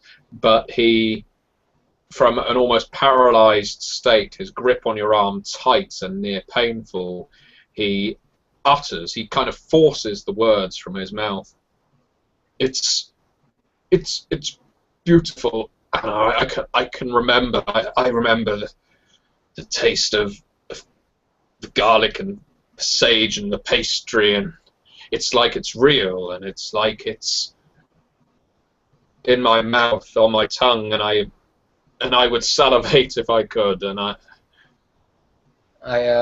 keep rubbing his back, and I lay my head on his shoulder, and I give him from like my handbag a napkin for his. Or tissue, rather, for his. He actually, in a rather undignified way, screams out to Schweitz before lowering his voice. Are you salivating, Carl? Do you salivate? Carl, he's not going to. He tries to exert some sort of showmanship with his 2 successes. and sort of with a sort of flourish of the hand, and looking now after he's retracted his bow from the prince, and looking up, and he opens his mouth, and he sort of slightly bares the fangs, and his tongue runs along his top set of teeth. I fear I am quite dry, my friend. Oh, eat something else. Have a drink. There's wine on the table as well. Try that. Tell us what it tastes like. Ah, wine. Wine, the perfect way to begin now. And he sees that, I'm sure there are various bottles laid out, and he runs his fingers across them, selecting the perfect one to accompany the flavour as he lifts another one of those pastries, for he did quite enjoy it. And in fact, this time, activating his auspex and going with his acute sense of taste, he's going to try to get as much as possible from this combination. He pours himself a glass, and as a wine taster would, he gives it a nose and swivels it around in his mouth and nods quite appreciatively, and then knocks back the wine, letting the flavour and the sort of fragrance, the bouquet of the red liquid just permeate through all of his senses, and his eyes again roll back into his head, and he decides with this outburst to sort of add a little flourish for Heinrich's benefit, and he kind of licks his lips as he lets the last drops pour down his throat, and popping another one of the pastries whole into his mouth. Oh, it is sweeter still when savoured with the wine, my friend, I must tell you. This really is quite an exquisite spread. I must know who provided the catering this evening. There's another laugh from the back of the room as a thin person, bald, but for a thin stubble upon his head. It looks quite emaciated. Gender not easy to determine by appearance due to the heavy clothing and almost skeletal form within. Raises a thin arm and a finger, a smile. It was I, Shula. To you, my friend, you have my gratitude. And he sort of gives a flourishing bow again. I am but an instrument of the sheer brilliance of this. There can always be something different, but truly, you must put me in contact with the man, the woman, whoever it was that put this spread together, as he begins to select another item, the one that he had marked down as item number 2, and in fact takes a different wine and pours himself a fresh glass. In fact, he's quite it's quite odd, sort of this banquet, I imagine, set for so many people probably, and he's using all the glasses, all the cutlery as one man. Each time he picks something new, taking a fresh set of cutlery, a fresh glass, so that he can enjoy that taste solely on its own. Quite often as he speaks, he appears to be addressing Helga directly. Other times he sort of remembers himself and directs a comment towards the prince. But seeing as Heinrich reacted so strongly, and now this man, woman, whatever, has identified itself, and he's careful to remain gender neutral in his speech, terms such as my friend and things like that. He actually snorts as you go for another wine and addresses the rest of the audience, and with a I just looked in the white pages and went for the most expensive caterer I could find. I had no idea that it would be this important. I will be sure to put you in touch with the catering company. Yes. I assure you of one thing, my friend. If I am to join their ranks, the price will no doubt double. As you laugh and go to your next meal, there's footsteps hurriedly the music has died down by this point, so the focus is entirely on you. And the prince, as he's been observing, has mostly just been pretty stoic with his arms folded, watching quite intently what's going on. The Tremere have been very interested indeed, but there's footsteps coming from the door now that most turn to look at. There's no one else really expected. Unfortunately, by this point, Carl is much like Heinrich, completely wrapped in the flavours. Even though it's probably not the best food he's ever tasted, he's simply putting on a show. But he is quite wrapped in the act of eating, as he's been trained to be, and he takes very little notice of this. I'll try to take sharp notice at this. Yeah, I'll ask you to do a self-control. Okay. That's 3 dice. Well, both of us. No, you've eliminated yourself. So. That's a 2, 5, and a 1, so 1 botch. yeah, I think so. You are getting as transfixed as your sire is on. Yes! The Carl Schweitz show strikes again. So the two of you, the two of you hear various whoops and hollers from the doorway, but can't drag your attentions away from what's going on, even though you notice some of the assembled kindred doing so. Someone screaming out, "Fuck the kindred!" At which point a bunch of cameras go off for flash photography. You notice that almost snaps you out. It's like you blink and you're back in the room. A load of cameras going off, and you hear one of the young men in the doorway shouting, "Heinrich George, 30s movie star, thank you very much." And at which point they all run back out.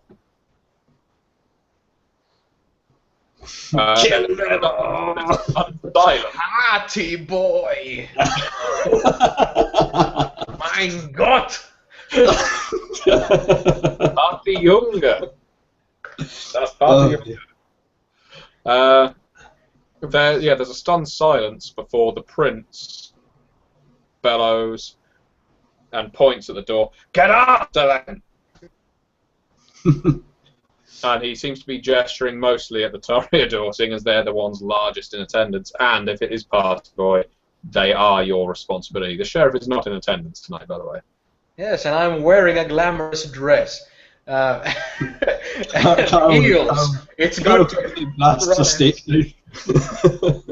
You're grabbing a steak knife. Okay, there was steak there. Why not? And sort of with an eye and a nod to his sire, sort of turns and heads towards the door, as fast as his spindly legs can carry him. Yeah, Helga, although her looks are deceptive, can move alarmingly fast, but she sees in you a chance for a great big bump in reputation if you can do this. And so she nods, she blows you a kiss practically, and looks for you to make her proud. You wish, Anna, that Heinrich could do the same, but he is actually still stood there with his jaw dropped and blood running down his cheeks. Now he can't even bring a handkerchief to them. He's just staring at the food.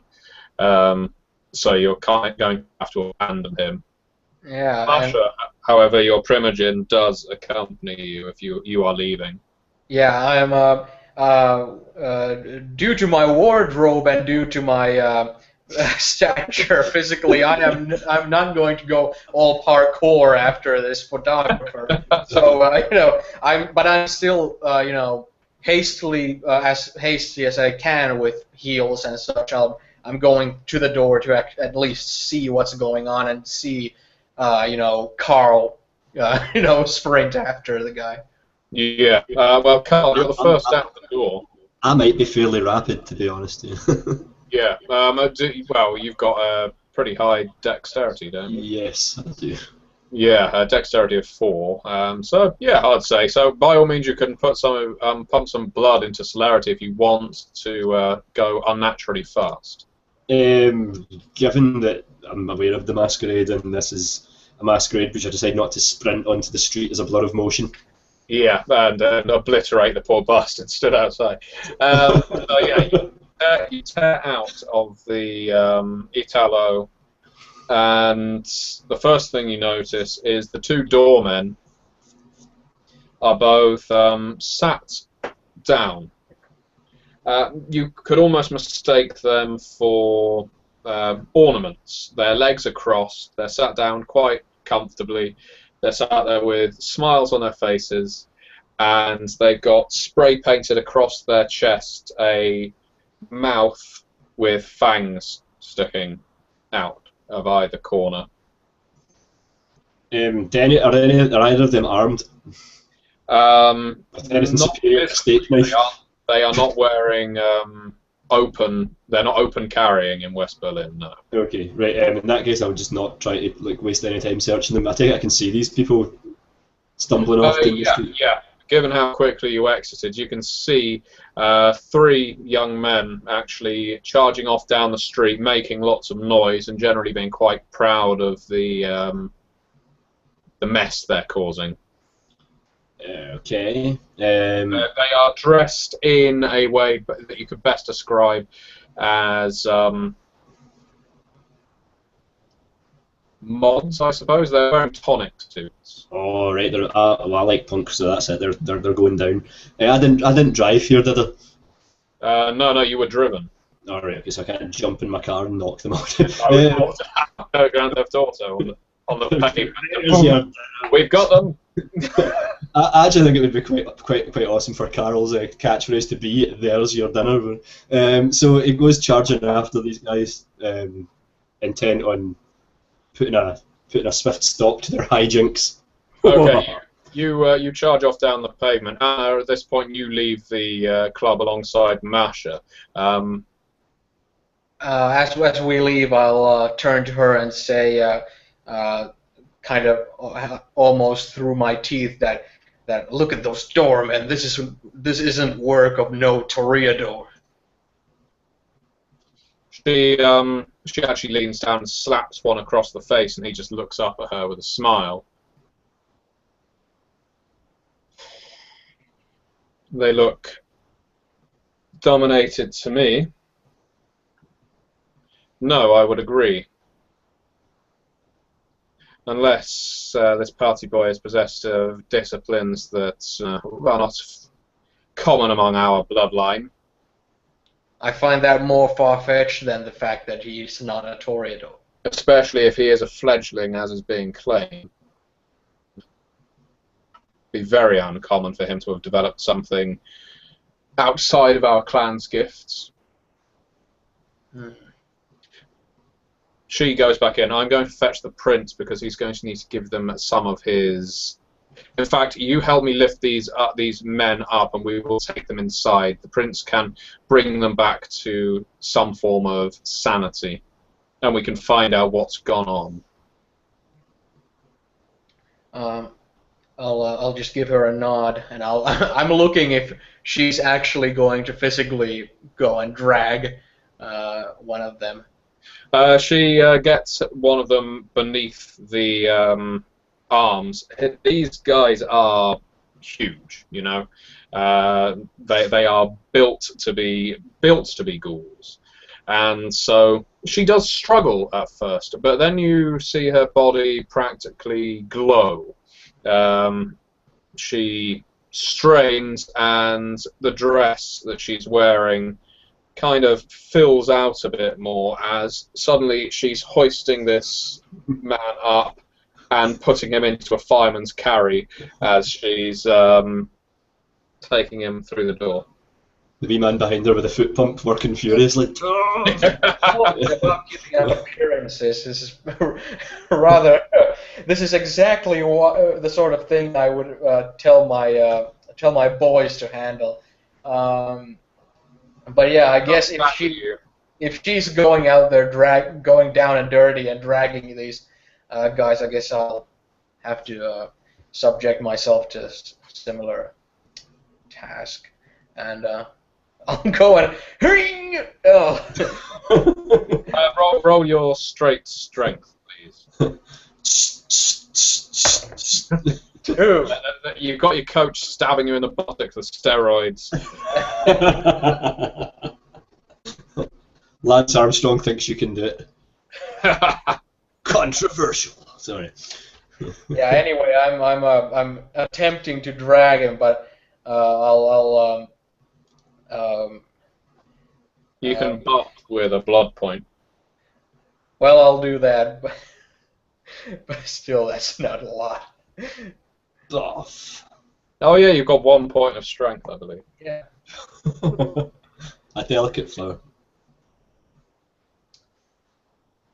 But yeah, I didn't get even one success. Oh, okay. You struggle with him. Masha, you hear the bloke thud on the inside, and she helps you lift him. She looks at you, shakes her head. Yes, this is why we have men, and I don't mean the gender. This is why we have servants. She helps you lift the man in, and you go inside the club. Now, Carl, pursuing the 3 boys down the road, I'd like you to whoop, whoop, whoop. I'd like you to do a dexterity plus athletics, please. If you're plus celerity, I take it. You are using your celerity now. I would like to point out that although it's a bit later at night now... Do I not get a passive dex bonus from celerity without spending blood? I think so. Yeah, you're not trying to gain extra actions on them. No, I'm just rolling an extra 2 dice. Yeah, then go for it. Okay, he shoots. I don't know what the difficulty is. Difficulty is a straight 6 in this case. 3 successes. Okay, I'm going to roll their dexterity, which hopefully they have the dexterity of geriatrics and they'll help me. Let's see. So I get. Oh, I need that to show on the screen. Well, for some reason it didn't show on the screen, but I got a 251. So you catch up with the boy at the rear without much difficulty, tearing along the street like Renton, pushing past clubbers who aren't expecting a chef to be charging down the street with a steak knife in hand. And because I'm guessing you do have a steak knife in your hand. I am holding it. Yeah. In that case, what I'm also going to ask you to do, as you're having to push past a few people and you're pretty much charging up on it, is just to see if you get a complete botch on a melee plus dexterity to make sure, basically, as you sit to a halt, you don't just plunge the knife into this guy's lower back. Dex melee. Okay. Yeah. It's just like carving a turkey. Yeah, you're all right. 3 successes. You hold back, and you reach this guy in his lovely tonic suit, looking like he should be a member of Spandau Ballet. I always believe in my soul. Yeah. He looks over his shoulder and he is about to let out a cry of surprise or warning to his fellows as you reach him. What do you do? I just try to run into him with my fist. Like, Just running with your arm out. Smash him as a... You clearly grew up in Glasgow. Yes, I did. Okay. Okay. In that case, I'm going to ask you to do a brawl plus strength, please. As we know you've actually connected, all I'm going to roll for this guy is his stamina, which isn't going to be too much, just to see whether he can keep his footing. I got a 4 and an 8, so 1 success for me. I also have 1 success. One and 2 tens. You connect with him with your fist, smacking him across the back of the head and knocking him forward, making him clutch his head and stumbling. He doesn't actually fall to the ground. He starts turning around as if he's about to say something to you. You've knocked the wind out of him. He couldn't issue his warning to the others. Just tackling him now? Or are you just going to keep pummeling him in the face and stabbing? No, I'm going to. You do have a knife hand. I ran past him. Bridge of his I nose. just barreled into him. I That's don't want to okay. I don't want to shank him in the middle of the street. Suddenly, Carol realizes this steak knife's a terrible idea. Yeah. But as he's dressed as a chef, he suddenly realizes that it's maybe perfectly appropriate that he be holding such an item of cutlery, and in fact, he just discards it, and starts berating the guy about like, I told you to pay your bill. Now get back to the bar. Police! Police! This man owes us money. He was in Italo and did not pay his bill. His two friends as well.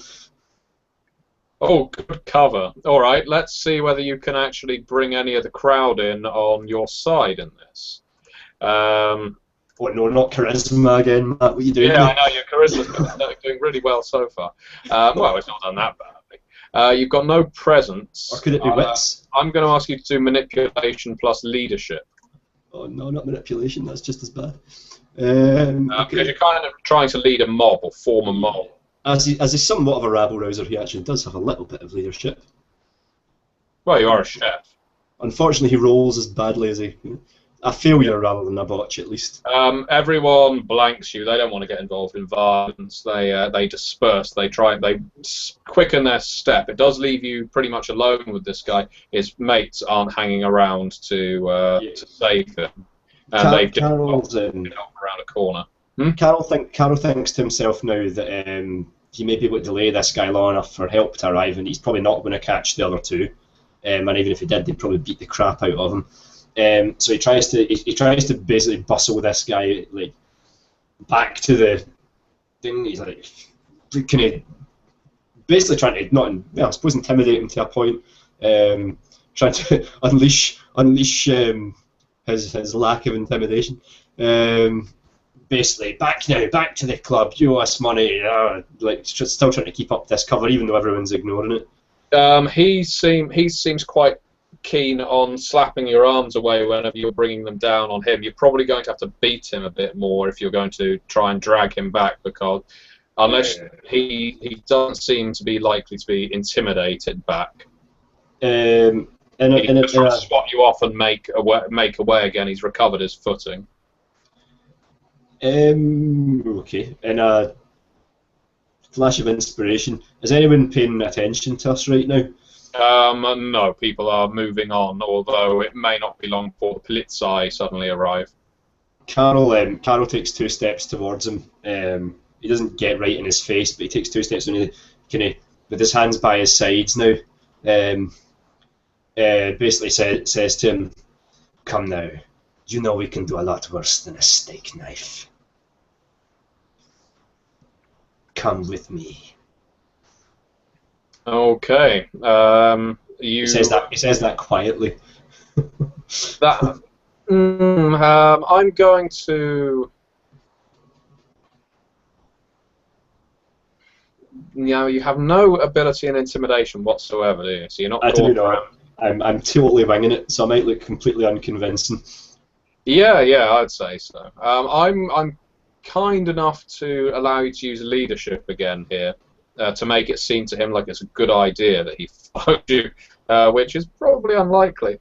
But I'll allow you to use leadership, and but it is leadership and manipulation. Yeah. Combined with the fact that you're potentially physically stronger than him. Okay. Oh, it's a botch. Yeah. 4, 5, and 1. In that case, he shrugs you off and turns on his heel to make a way, and running into the road now. Back at the club, the prince has rather ignominiously fed both the ghouls a drop of his vitae, attempting to snap them out of their dominated state and bring them back to him. It seems to do the job. What happened to the two of you? The one who was described as Ray earlier, looking very meek now, surrounded by all of the kindred inside Italo, looks up. That one of the guests arrived. They had an invitation, And when we were looking over, I don't know how he did it to both of us. He just managed it. He just looked into our eyes and told us to sit like he said, sit like Buddhas on a doorstep. And and we couldn't help it. We just did. We were forced to sit. I felt my knees giving way beneath me, and he fed us. He fed us right on the street, like you did, and we just. Then it didn't taste as good as you, of course, my master. The prince rolls his eyes. My prince, please. It is rather clear as to what happened to these two gentlemen. It's. I must say that this cannot be the work of any Toreador, but it may very well be the work of the same man who's been antagonizing us with his music and right outside of our Elysium. I assure you, my prince, even though the evidence points to not being a family member of mine, I still took on the responsibility of getting to the bottom of this, and I will. However, I ask I may be allowed to fix a ride for my sire to get out of these premises with this this sort of shouting and attraction being. Naming him publicly here, whoever might have walked outside and heard those words. If I may ask to call my driver to get him out of here, and I do what you have to do. We'll be having words, getting descriptions from Ray and Abdul. Try and find some kind of link. Hopefully, Mr. Schweitzer's achieved something. I'm disappointed, he looks across the other kindred in Elysium, that the rest of you didn't go out and assist. The Tremere look a bit abashed at this. They look a bit embarrassed. But I suppose if I was that keen, I should have gone out myself, because it seems it's sometimes the only way you can get things done. But this is not just an embarrassment to me, it's an embarrassment to all of you. That someone was able to do this right outside of our place of neutrality.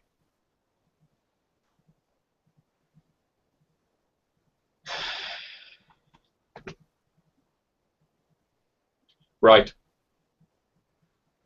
My prince, I trust Helga's quality control, and I'm sure that Mr. Schweitz has apprehended our targets. But at this point, I will try my best to get to the bottom of this and apprehend this party boy or whoever this person winds up being. I will take it up as my highest priority at this stage. I will get you in touch with the sheriff, and you can share notes, Miss Van Hagen. Very good.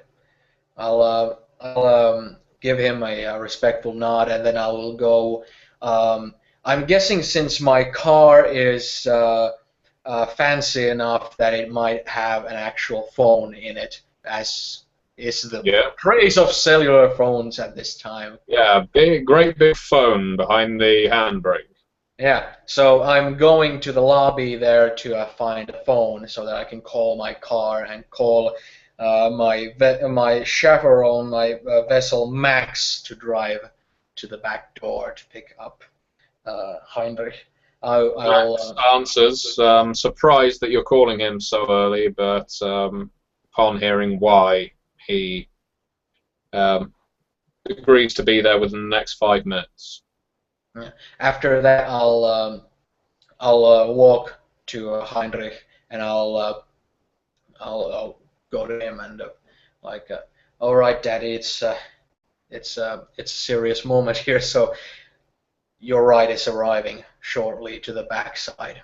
Unfortunately, it is a little like having to lead out a grandfather with dementia who's just wet himself at a family wedding. He just nods falteringly as you lead him shuffling from the buffet. I'm glad you didn't make me roll if I remember the number to the phone in my car. I would have had to go on boot show on you. What is the fucking number to the phone in my car? But anyway, I'll walk him to the back there and wait for my white Mercedes to arrive. Okay, meanwhile, back on the street. Ninja Carol inspired by the look on his sire's face as he barreled out the door, is going to renew his chase of this Masquerade. This tonic suit wearing Ponce runs out into the street and, alarmed, looks to the left as I'm going to get him to do a dexterity. As he's aced by a passing tram. We're not in Holland. I'm trying to get the dice to actually show up on my screen, but... Do you want me to roll? No, don't worry, we trust you. Yeah, alright. I know that's not true. Opening my weighted dice program now. Okay, he botches. Oh no. As he runs out into the road, and on a botch, hell, why not? Carl, you watch as an elegant, beautiful even, white Mercedes barreling down the road. Well done, Anna. You got him. Tonic suit wearing man, and tonic is spilt across the road. He crumples on the bonnet, smashes against the windscreen, and rolls across the roof of the car until being deposited unceremoniously back into the straw. The white Mercedes has skidded, angled, stalls briefly, and then starts pulling away at speed. Because Gott in Himmel! What are you gonna? I'm gonna ask you to a self-control because an awful lot of blood has actually just been spilt and showered across the road. Okay, that's a 2, a 3, and a 5. He looks awfully tasty. You need to feed that blood. It would be the fantastic dessert to what you've just been eating. A fantastic course to wash it down. You just failed your self-control. You're hungry and you need to drink. And right now, that guy laying in the middle of the road is looking. He looks like a buffet all on his own. He's leaking fluids that you could just be lapping up. Okay, I'm going to run over to him.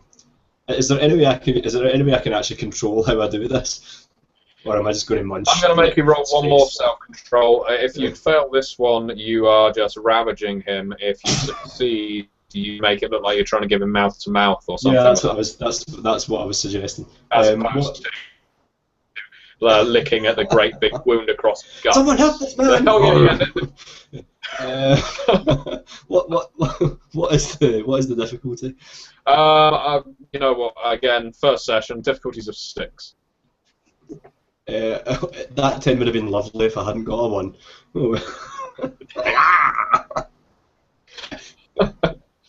My friend, your face is the perfect dessert. Yes. You've just been ravaged by the German Linford Christie, who you can outrun. Yes. Here we go. Anna, chance for you to save face, as it were. Tell that damn car to reverse over me. That's the only way. Carl, you gain 2 blood points. Yeah, there's a victory in there somewhere. somewhere. Anna, I'm going to play the hand of God here. Wondering where your driver's got to, and knowing he was parked somewhere out in the direction of the front of the building, you feel compelled to at least check to see whether he's caught in traffic or whether he's been held up or anything. Yeah, another task I would so naturally command one of my boys to attend to, but just and you I can't ban help those mortals from attending. Yeah, you can't help but see, thankfully, due to events earlier, there aren't many kine who are just standing around watching this awful bacchanal taking place in the middle of the Strasse. But that doesn't mean you don't suddenly become aware of it. There's a man laying in the middle of the road, his limbs angled impossibly, and blood running and pooling in the drains. That it is leaking out of him at a prodigious rate. Carl, rather, well, with such vulgarity again, has got his face just, yeah. He's not. Are you eating his face, Carl, or are you drinking the blood from it? Sensational. No. Carl, he'll not. He's not. He's not thinking about doing any sort of thing. And you're not a Nagaraja, so you. Yet. Yeah. He launches himself onto him, and yeah, he's just gone for the jugular. Yeah, you can't. You can see it. It's plain as day. This is a masquerade breach. If Party Boy was still around, if he is still around, you need to do something. Thank God it's the 80s. everyone with a Samsung. Yeah, this kind of thing was more acceptable back then. Those were the 80s, crazy times. Yeah. Carl Schweitz owns both a car and a motorcycle. The insurance is insane. Yeah, I'll. As I see this, there's one mortal who's seeing this, right? No, it's just right now the only one you can see is the one that's laying in the middle of the road. There's nobody around yet. Oh, okay. In that case, I'll just when I see that, I'll be like, and I'll immediately as fast as I can, speed walk in my heels.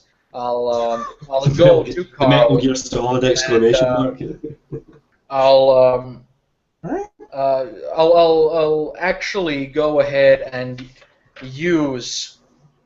I'll use entrancement on him to. I'll go to him and I'll look him straight in the eye, and I'll tell him. What are you doing outside? Can't you see how you're embarrassing me with this? You're embarrassing me in front of all of our peers, of all of our guests. You need to go back inside and clean yourself up so you don't embarrass me any further. You hear me? I'll be really serious at all this, like a a disappointed mother talking to a child, and I'm using entrancement on him to make sure that he would like nothing more than to please me, so as to not cause me any further embarrassment. Okay, in that case, you roll appearance plus empathy, and Carl, your resistance is it's just a difficulty equal to your current willpower. 7. 7. Okay. Oh, shit. Oh, come on. That's 3-1-1-4-7. Only one success and 2 botches, so that's 1 botch. Subject cannot be entranced for the rest of the story. Yes. Consider yourself lucky. Once I see that this in no way... Quiet you! Once I see this in no way affects him, I get really frustrated, and I just, bite my lip, and I just open half slap him on top. Can I spend a bit of PowerPoint and stop? Yeah, as Anna slaps you across the face with a surprising amount of force, that's essentially your willpower point being spent, There we go. and you snapping out of it, blood caked from chin to My, forehead. my head drops back You for a just moment. earned your Red Wings, son. But For a moment, I'll since probably look at her like. since and I'm then- frustrated, I'll just look at him very seriously and just point out with my hand, like, inside, now! And I sort of point at the guy, but. And then, No! oh God! Then I do my Linford Christie impression in the opposite direction, back to the club. Back to the club. All right, Anna, what are you going to do about the guy on the road? Anything? I'm going to, first I'm going to go through his pockets and find, and I'm not going to, like, grab anything unless it's something very useful, but I'm trying to simply figure out any leads on who this guy is, where he's from, if he has any hints at any friends or anything like that. I'm just... Is there any sort of drinking fountain or something I can look, or some kind of water or a puddle? Has it been raining? I can wash my face off. Yeah, you can wash your face in a puddle. As you do so, you hear footsteps of a courting couple walking by you. They are about to look down at the weird tramp chef who's washing his face in a puddle. Are more drawn to the body in the road. The woman screams. The man rushes over to where Anna is. Is he still alive? Are you checking for his ID? Yes, I am. I was just about to call the medical services. I'm just about to call an ambulance. He raises a hand, but no, I think he's dead. He doesn't seem to be breathing. He looks awfully pale. That club over there. Could you please run inside somewhere? Go ring a doorbell or something. That club over there looks open. He points at Italo. I'll go and use their phone. Carol sort of staggers to his feet, his face now kind of clean, and says, "No, you stay with your lovely partner." And he starts running down the street towards the club. Let's see whether he actually listens to the guy who's just been washing his face in a puddle. I'm going to ask you to do expression plus manipulation. Okay. Oh, look at that. If only I rolled it earlier. 9749. He nods at you as you go rushing into the club. His girlfriend looks absolutely stunned and bereft. She's never seen someone dead before. He, in that case, stays with Anna in the road. Says, "We should move him. We shouldn't stay here. This street can get very busy. We don't want to get hit by a car. Damn hit and runs. These happen more often than you'd think. We have to. I'm not medically trained, but it's not safe for him to just be laying out here in the road." Well, neither am I, but with what little I know we're not supposed to move a body. But what if another car comes? I'll go down to the other end of the road and I'll hold my hand out to stop any traffic or to slow it down at least. Very good, you do that. And once she leaves, I'll continue on going through the guy's pockets. You do actually find an ID. It looks like he's a university student. So he has a student ID on him, and he has some marks on in his wallet. Not a great deal. He's got about as much as he'd need for a night out. No bank cards or anything like that.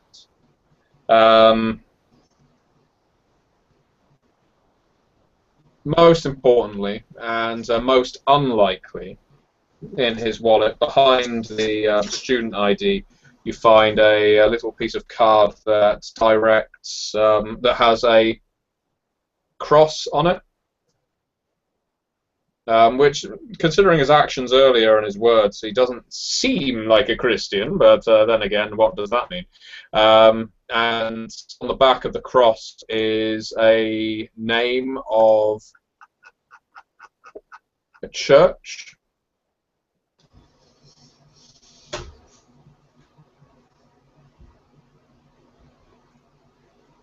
Being St. John's of the rightful word.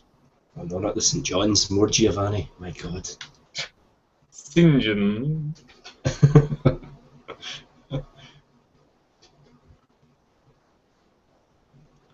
All right. And St. John's is in Charlottenburg, which is in Berlin, West Berlin. Oh, okay. Yeah. Okay. So that's all. So if I were to make an investigation roll, I wouldn't find anything extra. Or. Yeah, go for it. Bear in mind he has been sprayed across the road. Okay, let's see. 4-4-4-4. What is this? What is this? In a game of Kuro, that would be very unlucky, because 4 is an unlucky number in Japan, apparently. But in a game of Vampire, that means bugger all, except you fail. Life sucks, and then you die, and then you get rich. But Carl, okay. In that case, since after I've found everything, I will simply exit the scene. Trying to still look out for. Well, since my car was white. But I don't know that it was my car that hit him. No. So because of that, I'll just go toward the Elysium and basically keep a lookout for the car that Max was supposed to have arrived within 5 minutes. A fair amount of people are walking, who would have just been walking down the street now, have all stopped. Some others have gone to check on the guy who is most certainly dead. If he wasn't before, he was after he was examinated by Carl, which makes me keen to do a humanity check. But as you were under the... No, I think he was definitely dead before that happened. Certainly there would be no doubt on your mind. Yeah, I'd like to play it out to some extent, though. Carol will be stumbling back to the... This is going to be the first time that something like this has happened to you. Yeah, he's stumbling back there in absolute disarray, like not sure what to think or what to say when he gets there. Stuck between the sort of crushing thought of having disappointed his sire or failed her in some way, and the fact that he essentially is partly responsible for some guy becoming part of the Berlin streetscape. So, yeah, he almost probably runs past the club in his haze before turning back and sort of stumbling back in the door. As you stumble back into Italo, there's a parade of anxious faces looking at you, wondering why you're dripping with water. Helga runs over to you, holds you, and looks you up and down, brushes you off as much as she's able, and says, "What happened? What happened out there?" Sorry, I caught one of the men. Where is he? He tried to run. He was hit by a car. What? He was hit by a car. He's lying in the street. Oh. Is he kindred? So I bloody well hope not. No, there's blood everywhere. Oh. It's okay. It's okay. Sit down, Carl. She looks over her shoulder and apologetically to the rest of the kindred says, "He's very new. Sit down. Sit down." Oh. He's lying in the street. He's lying in the street. It's okay. It's okay. These accidents, they happen. They happen. So he'll continue rambling in that vein. And then Heinrich, yes, Anna, you're just staying in the club entrance, is that right? Looking for your car? Well, not really. After all this, I will.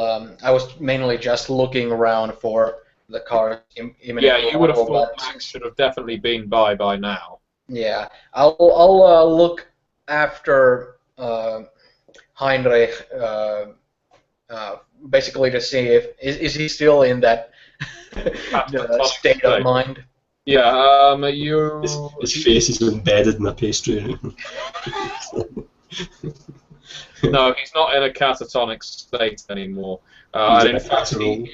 he is at the back of the club where you left him, as is Max's car. He must have gone past, must have arrived, must have done a circuit of the block. However, what you're finding is that your car is there, and of course is suffering a rather grievous dent in the front, along with blood across its gleaming white hood. Heinrich is shouting at Max, basically saying, "Oh, well, I can't get in this. This is perverse. We cannot just go through Berlin with this all over the car. What did you do? Who did you hit?" I'll cut into it and I'll say, all right, that's enough. Max is right. We cannot drive around it like this. Take it to a garage. Take it to my place or somewhere and wash it down, hose it down. I'll get another ride. Yeah. You call for one of your other ghouls on the club phone, and let's see. Friedrich says that he'll be on his way. He was up anyway. And but before I make the call, I'll after giving the orders to Max, I'll then turn to Heinrich and I'll be like it's okay, Daddy. It's you'll get your ride, but we'll just have to wait a little longer. That's all. Just such a waste of an evening, such a piercing of beauty, Anna. Don't you understand? I was in that nirvana-like state, and it just got smashed by this lout and his wrecked car. Oh, don't Completely be like uncaring, of course, about the fact that someone's been hit by a car and there's blood all over it. Heinrich is bent out of shape because his thigh has been prematurely broken. I'll just put my I'll place my hands on his cheeks and then on his chest, and I'll be like, that's quite enough. Let's just shimmer down and let's just get you another ride. All right? Yes, that is what we will do. He glowers at Max and goes back into the club. Max, looking very apologetic, steps out of the car. He's actually shaking a bit. I've never hit anyone before, Madame. I'll go and I'll put my hands on his hips, and I'll be very close to him, and I'll say, "Shh, it's all right.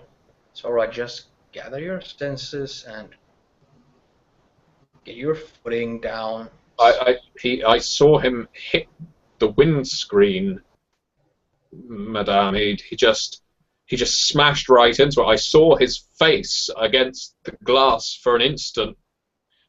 Don't worry about it. Don't worry about it. I'll call one of my boys to fix a ride for Heinrich. You will ride with him, and someone will pick this car up. One of the boys. I'll have two of the boys here, and one of them will pick this car up. You're in no condition to be put on the road.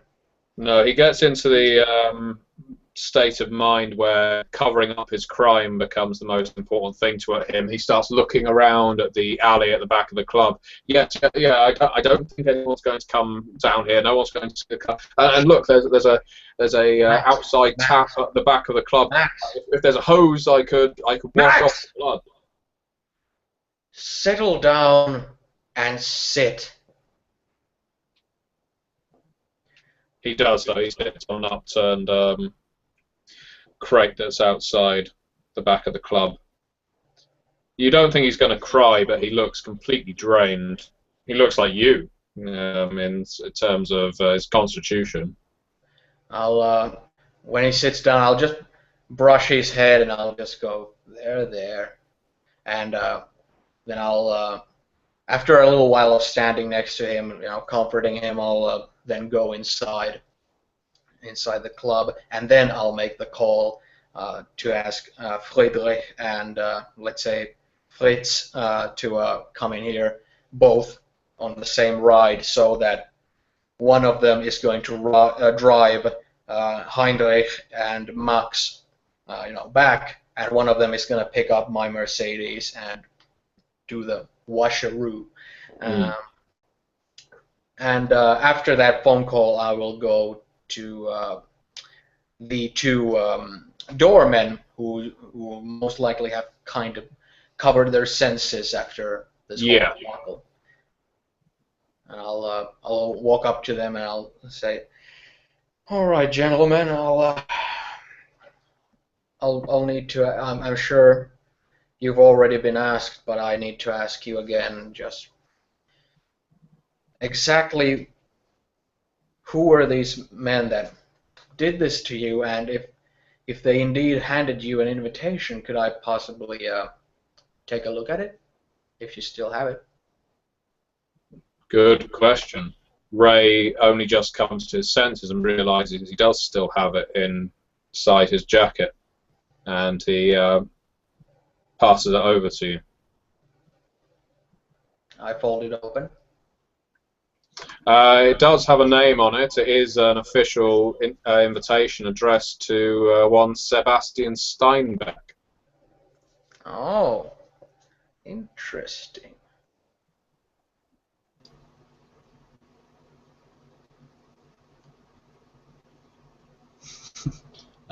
The infamous party boy. What was the last name? Sebastian Steinbeck. Author of such fantastic books as Of Mice and Men. Yes. I'll then look up at the prince. That's his less popular cousin. I'll then look up at. Is the prince still there? The prince seems to be getting ready to go. It would appear that he intends to travel with his chancellor, Joanna. Carol, if he can sort of compose himself enough, maybe. Yeah, Carl will have recovered enough composure to have stopped shaking by this point. He tries to sort of describe to them the direction in which the other men were running as well. Which direction would that be? Straight down the street. Yeah, he gives you the direction they ran in. Okay. Prince looks to Anna. I don't know what's been going on out there, Van Hagen. My prince, it's... Right now, this is a Toreador Elysium. You are a Toreador. Tonight's events have been largely dominated by the Toreador. Therefore, without attempting to seem too autocratic, it is a Toreador mess to clean.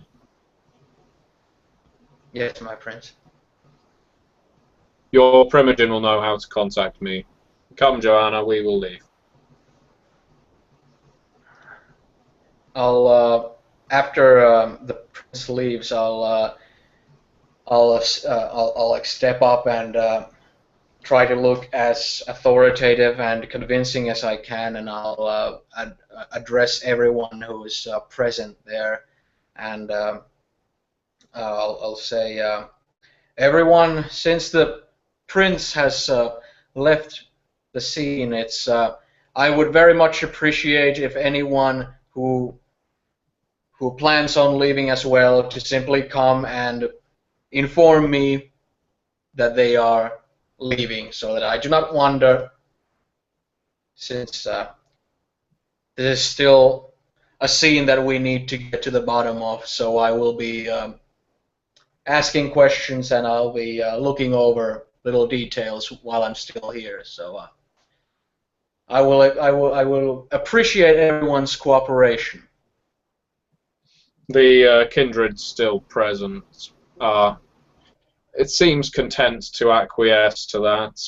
The majority do decide that they're going to depart at this point and go via you. Marsha is quite happy for you to act as the, well, I suppose a reverse kind of a herald. Most of them look over at Karl Schweitz as they go with a mixture of disappointment. Such high hopes for that boy. Now he's dripping in drain water and being coddled by his sire, who's sat beside him, sort of patting his thigh reassuringly. The only kindred left within the club by the end are the Toreador and the two doormen are still there. All right. In that case, I'll simply continue on with questioning them. I will need to put down all the possible features having to do with their appearance that you can possibly remember. If they were anyone you'd recognize from the nightlife scene of the city, or anything of the sort, or former ghouls, or anything of the sort, or. I'd like you to attempt empathy plus perception, please. This is kind of your way of you're attempting to jog something out of one of these doormen through your words.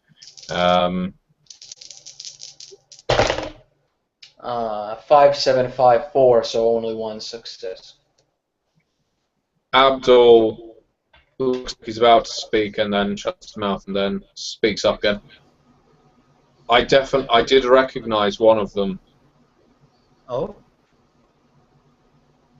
I couldn't name him, but he's tried to get in here before. He's a young man, can't be much older than. He can't be older than 20. Can't be younger than 16. Must be a student. Wavy blonde hair. Always wears these dreadful suits. Usually has another young man hanging on his arm. Do the descriptions fit the victim of the? No, that isn't the victim. Okay. He's got an ear piercing. That's why it sticks in my mind. He's, like George Michael in Wham. 80s reference. Wham! Like the sound of being hit by a white Mercedes.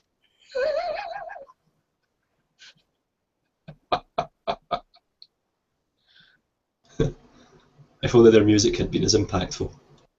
Mm. If only there were some electric drums.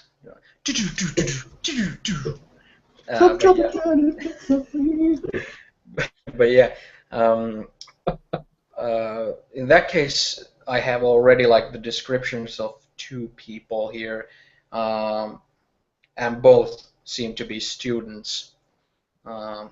So there's still the third person who most likely is the one who used the dominate on them, and because of that, most likely is the person they will have the most difficulty remembering clearly. But I'll. Well, if this is indeed all the details you can remember about their appearance, I will need you to be on standby for me if I need your further help with this little investigation. Marsha actually cuts in. I need one of you to take off your jacket so you don't have a ridiculous spray paint across it, and I need that one of you to stand outside the door again, because I can hear the sirens approaching. You can't, but her senses are particularly attuned. And when police and paramedics come around and ask whether anyone saw who hit the person that's out there, they're going to have expected doormen to be on this door. And if they start looking inside this place, that's going to have people looking at things we don't want. So she picks Abdul and says, "You're going to stand out there, you're going to say, no one entered the club, no one exited the club. During the time the man was hit, you saw that it was a hit and run. And Anna, you can make up the details of the vehicle. Try and make sure it's not yours."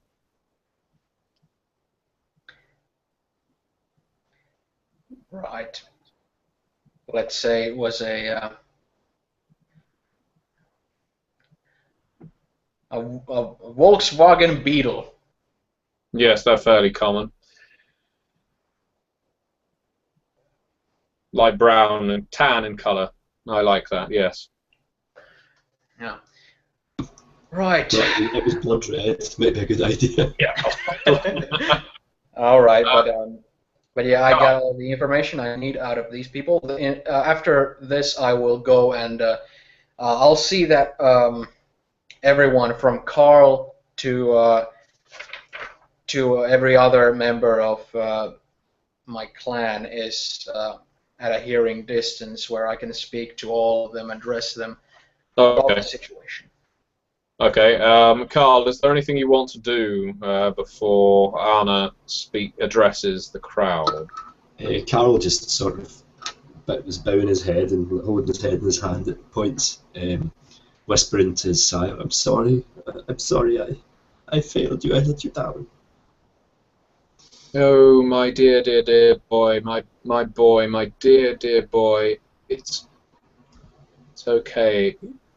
You have been a profound, profound disappointment tonight. But we all get an encore performance, my dear boy. You will get your encore, and your encore will be the capture of whoever caused all of this outrageousness. You saw how well the show was going. You saw how well your tastes were going down with the crowd. I even saw the prince crack a smile. You'll get your encore, but I think before you'll be invited back, you're going to have to prove your worth within West Berlin. He just sort of nods his head and doesn't say anything else. He feels quite ashamed. She taps your face with her palm a couple of times. That's in a part-way comforting, part-way quite, just, I don't know, unfriendly, really, and then she grabs your chin and says, "Do not disappoint me in public again, my boy. Do not even think of disappointing me in front of our peers again. I have more than one child. You're on the edge of not being my favorite anymore." She lets your face drop, and she gets up. Carol doesn't say anything. He just sort of stares into the space where she was previously standing, where she delivered this horrendous rebuke. All eyes are on Anna. All right, friends, relatives, clan members, brothers, sisters, the situation is thus. I have enough clues as to work on and with which to compare notes with our illustrious sheriff come tomorrow night. But at this point, the situation is thus: the people who came to the door with this shenanigans came in with the invitation that was meant for the fledgling Bruja, Sebastian, who didn't, for obvious circumstances, get to take part. So that's one of our kindred who's missing and who's most likely in the hands of those we are after as well. Now, the obvious, especially with us being fellow clan members, the most obvious point is this alleged party boy. And due to this stunt, it is obvious that whoever was the third man on the door who did all of this to the doorman was not someone of our blood, for that was clearly done through dominance, not anything of our capabilities or range, rather. So I am not approaching this as a Toreador issue because of Party Boy allegedly being a Toreador. I'm approaching this from a Toreador standpoint because the prince charged me with doing so, and thusly it is not only on my shoulders but all of our shoulders.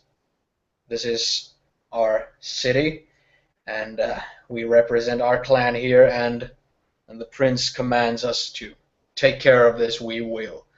So I will be taking charge of this personally. Of course, Helga being the elder here and Masha being the primogen here. Of course, I will not hog this on myself, but trust me, I will be as active on this as I would be on any of my own personal business ventures. So, the situation is now that we have a corpse in the back who has ID that clearly mentions him being a student. The doorman also recognized one of the three perpetrators as a student who was not this corpse in the back. So we already have two of the three identified enough that we have leads to follow up on. The third person is the only one we have nothing on yet, and most likely the one who used the discipline. So that is what I'm going to be going on. So at this point, you're all as much on top of the situation as I am, and I will keep you all informed and posted on any developments with this case. Marsha takes a smoke. One thing that we must consider, even though your sire Anna has now left us and it appears your ghoul turned up, would be that one of the interlopers announced that he was an actor of the 1930s as they took photos. So I don't know if you recognize the flashes of photography. Now, whether they got a good look on him staring there open-mouthed at the food or at Carl's tasting, we know that they took photos. We know that they announced that he is both a prominent kindred, well, a prominent actor of his era who should certainly not be looking in the state that he currently is come the 1980s. There is a Masquerade breach that has occurred. We have to presume that the photographs are of sufficient quality that they would do serious damage should they be released or be given to the wrong people. There is an air of urgency. We cannot just wait for information to come to us on this. You will have my full support. And despite the Prince's edict that we do not contact our East Berlin brethren, if you would have me contact Rosa so that we can have both sides of Clan Toreador looking into this, then by all means I would not object. But as you say, this is your investigation, and I am not envious of your task. Yes, that actually sounds rather splendid. I would actually very much like the opportunity to speak with Rosa about this. So so make the call and make it happen. Helga apologizes for the actions of her child. I'm so sorry. He's just so new and inexperienced, so maybe I shouldn't have brought him to Elysium so soon. I really, to all of you, I am sorry. And you're sorry as well, aren't you, Carl? He just nods his head and doesn't say anything. Carl will help you. He will be at your side every step of the way. He needs it for reputation, I'm sure you understand. And by way of my thanks for carrying him with you, and I'm sure he will come in great use, I will of course do my level best as Harpy of West Berlin to spread the word that this party boy is not Toreador, and indeed that any of the actions tonight are not the fault of our clan. I will pull in some favours with Shula to ensure that we are singing from the same hymn sheet. Acknowledged, very appreciated. So, we have now a lot to work on, and we must get to it, to working on it as soon as possible. So I will bid you all well and take my leave. And Helga, if you wouldn't mind, and I know Carl wouldn't mind, I would like to borrow him already. Now? You'd like to borrow him now? Well, I'm open to any objections. No, no, you're more than welcome to him. Carl, treat Anna as if she were your sire, but not quite that good. Carol's actually sprung up to his feet at this point when she says, "Yeah, this is his chance at redemption, and he intends to seize it with both hands, both feet, and various other organs." So he jumps up and says, "Of course, anything I can do, anything." Marsha speaks up again. One last thing. I don't know if you can all hear that. They've loaded the body into the ambulance. The police have arrived. They're interviewing people on the streets out there right now. They're interviewing Abdul out at the door. They're keen on coming in. I would suggest to all of you that you exit via the back, and I will hold this place. This is my property after all. Have your conversations in your cars. Make your way out of here via the back alley. I will deal with whatever the police have to ask us. People may have seen the two of you entering this club. If that's the case, I'll come up with some story, and I'm sure I have various ways of making the police forget all about you. Very kind. And well appreciated. Helga makes her way quite swiftly out through the back, not saying goodbye to Carl. Come, Carl. Let us go through the kitchen back door so as to not go to the crime scene. At that note, I'm going to call it for the evening, which means we will pick up the next session whenever that occurs. As we don't know. There's the stars align, the planets from the Yangos system are in alignment with it. Something that's worth noting, we've all got incredible schedules, it would seem, and with my writing, I've been doing a lot more writing recently, and that of course means I don't always have as much free time, not so much time to run a consistent chronicle, so it's not a bad thing for me to have breaks in weekends, but we will reprise whenever possible, and I hope that. Yeah. That real life excuse mumbo jumbo is all good, fine and good, but where you're trying to diverge from the actually important thing here, which is experience points. We haven't. Oh yeah, because I'd never reward experience points in RPGs. I did that once, Eunice. I did that once, and apparently that was too much. When the planets were indeed aligned. So, That's it. Yeah. The planets will be aligned into my charisma dice pool, I think, after tonight's one. For tonight's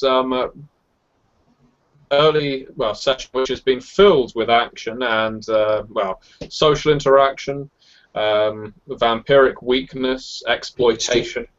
It's had physical action.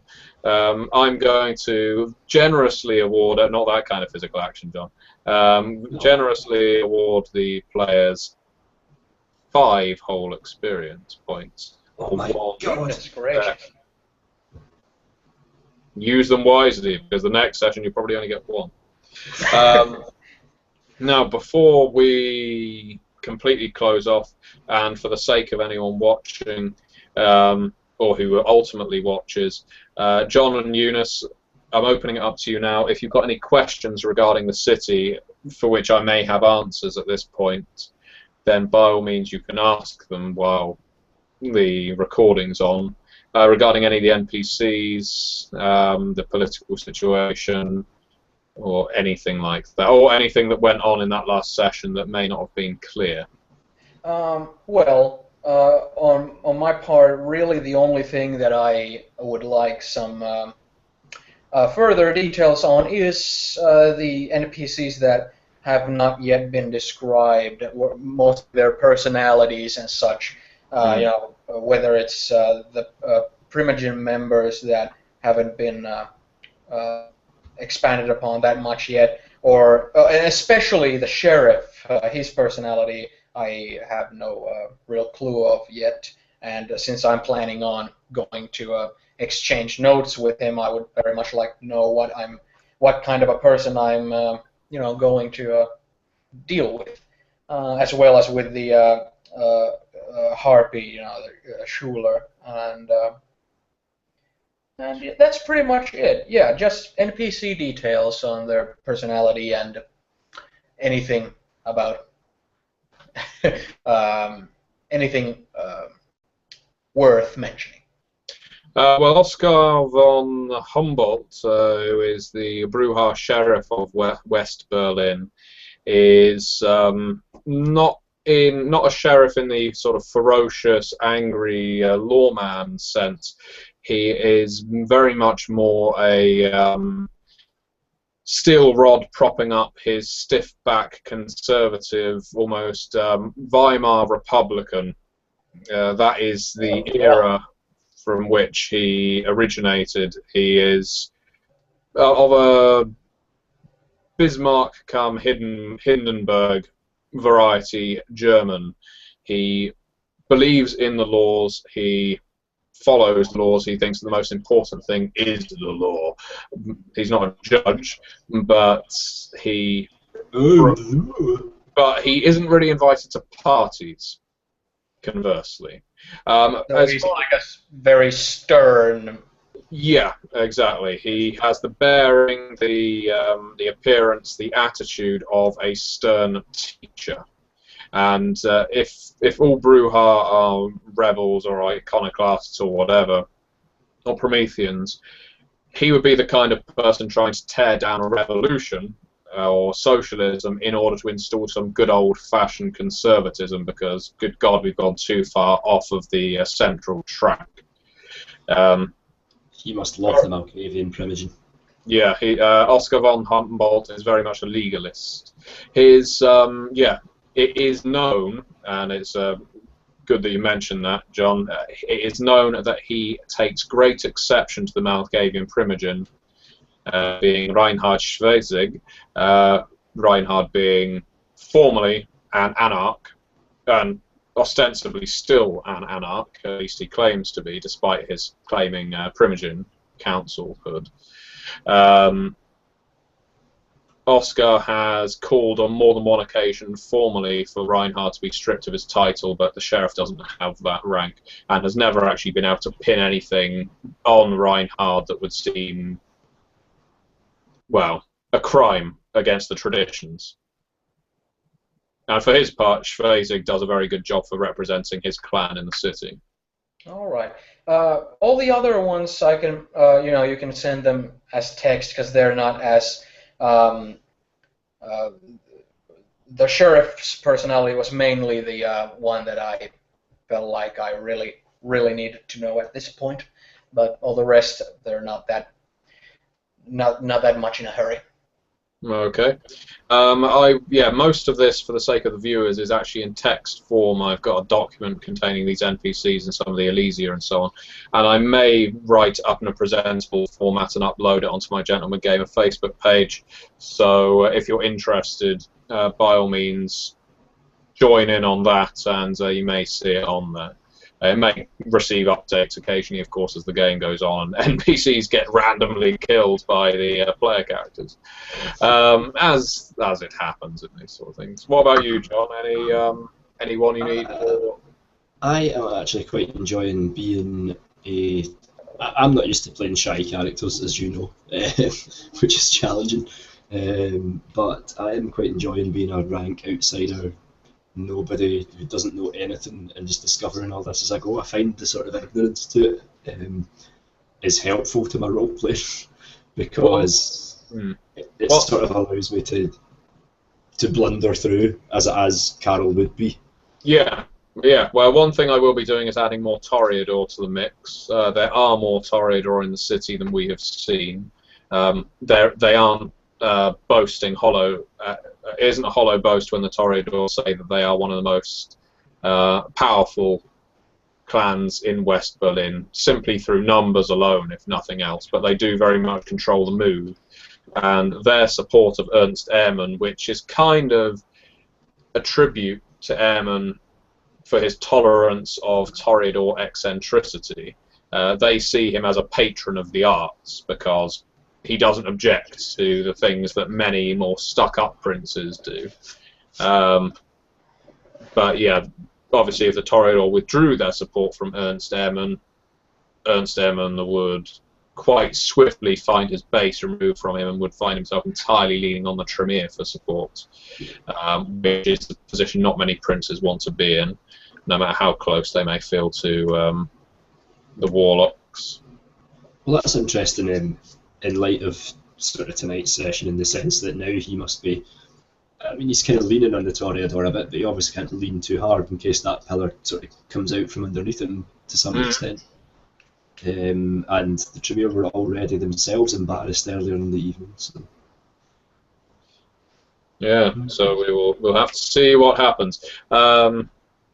Certainly, due to the era, just by way of disciplines and so on, think of the game as first edition Vampire the Masquerade. So if any Assamites to appear, they've got their original weakness. Tremere anti-Tribu are still around, although Heinrich Himmler isn't in the game to represent them. And Malkavians don't have dementation yet, and so on, for all the difference that will make. Party boy! Party boy! And that's going to be the battle cry of this. Nemo somewhere across town in his golden G-string. You're going to find that spray painted in like the inside of the public conveniences in Glasgow tonight. Thanks. I'm going to unleash the hounds of hell. I'm going to find them. Okay, I'm going to stop the broadcast. So thank you very much for playing, you two, and thank you very much for watching, those who watched.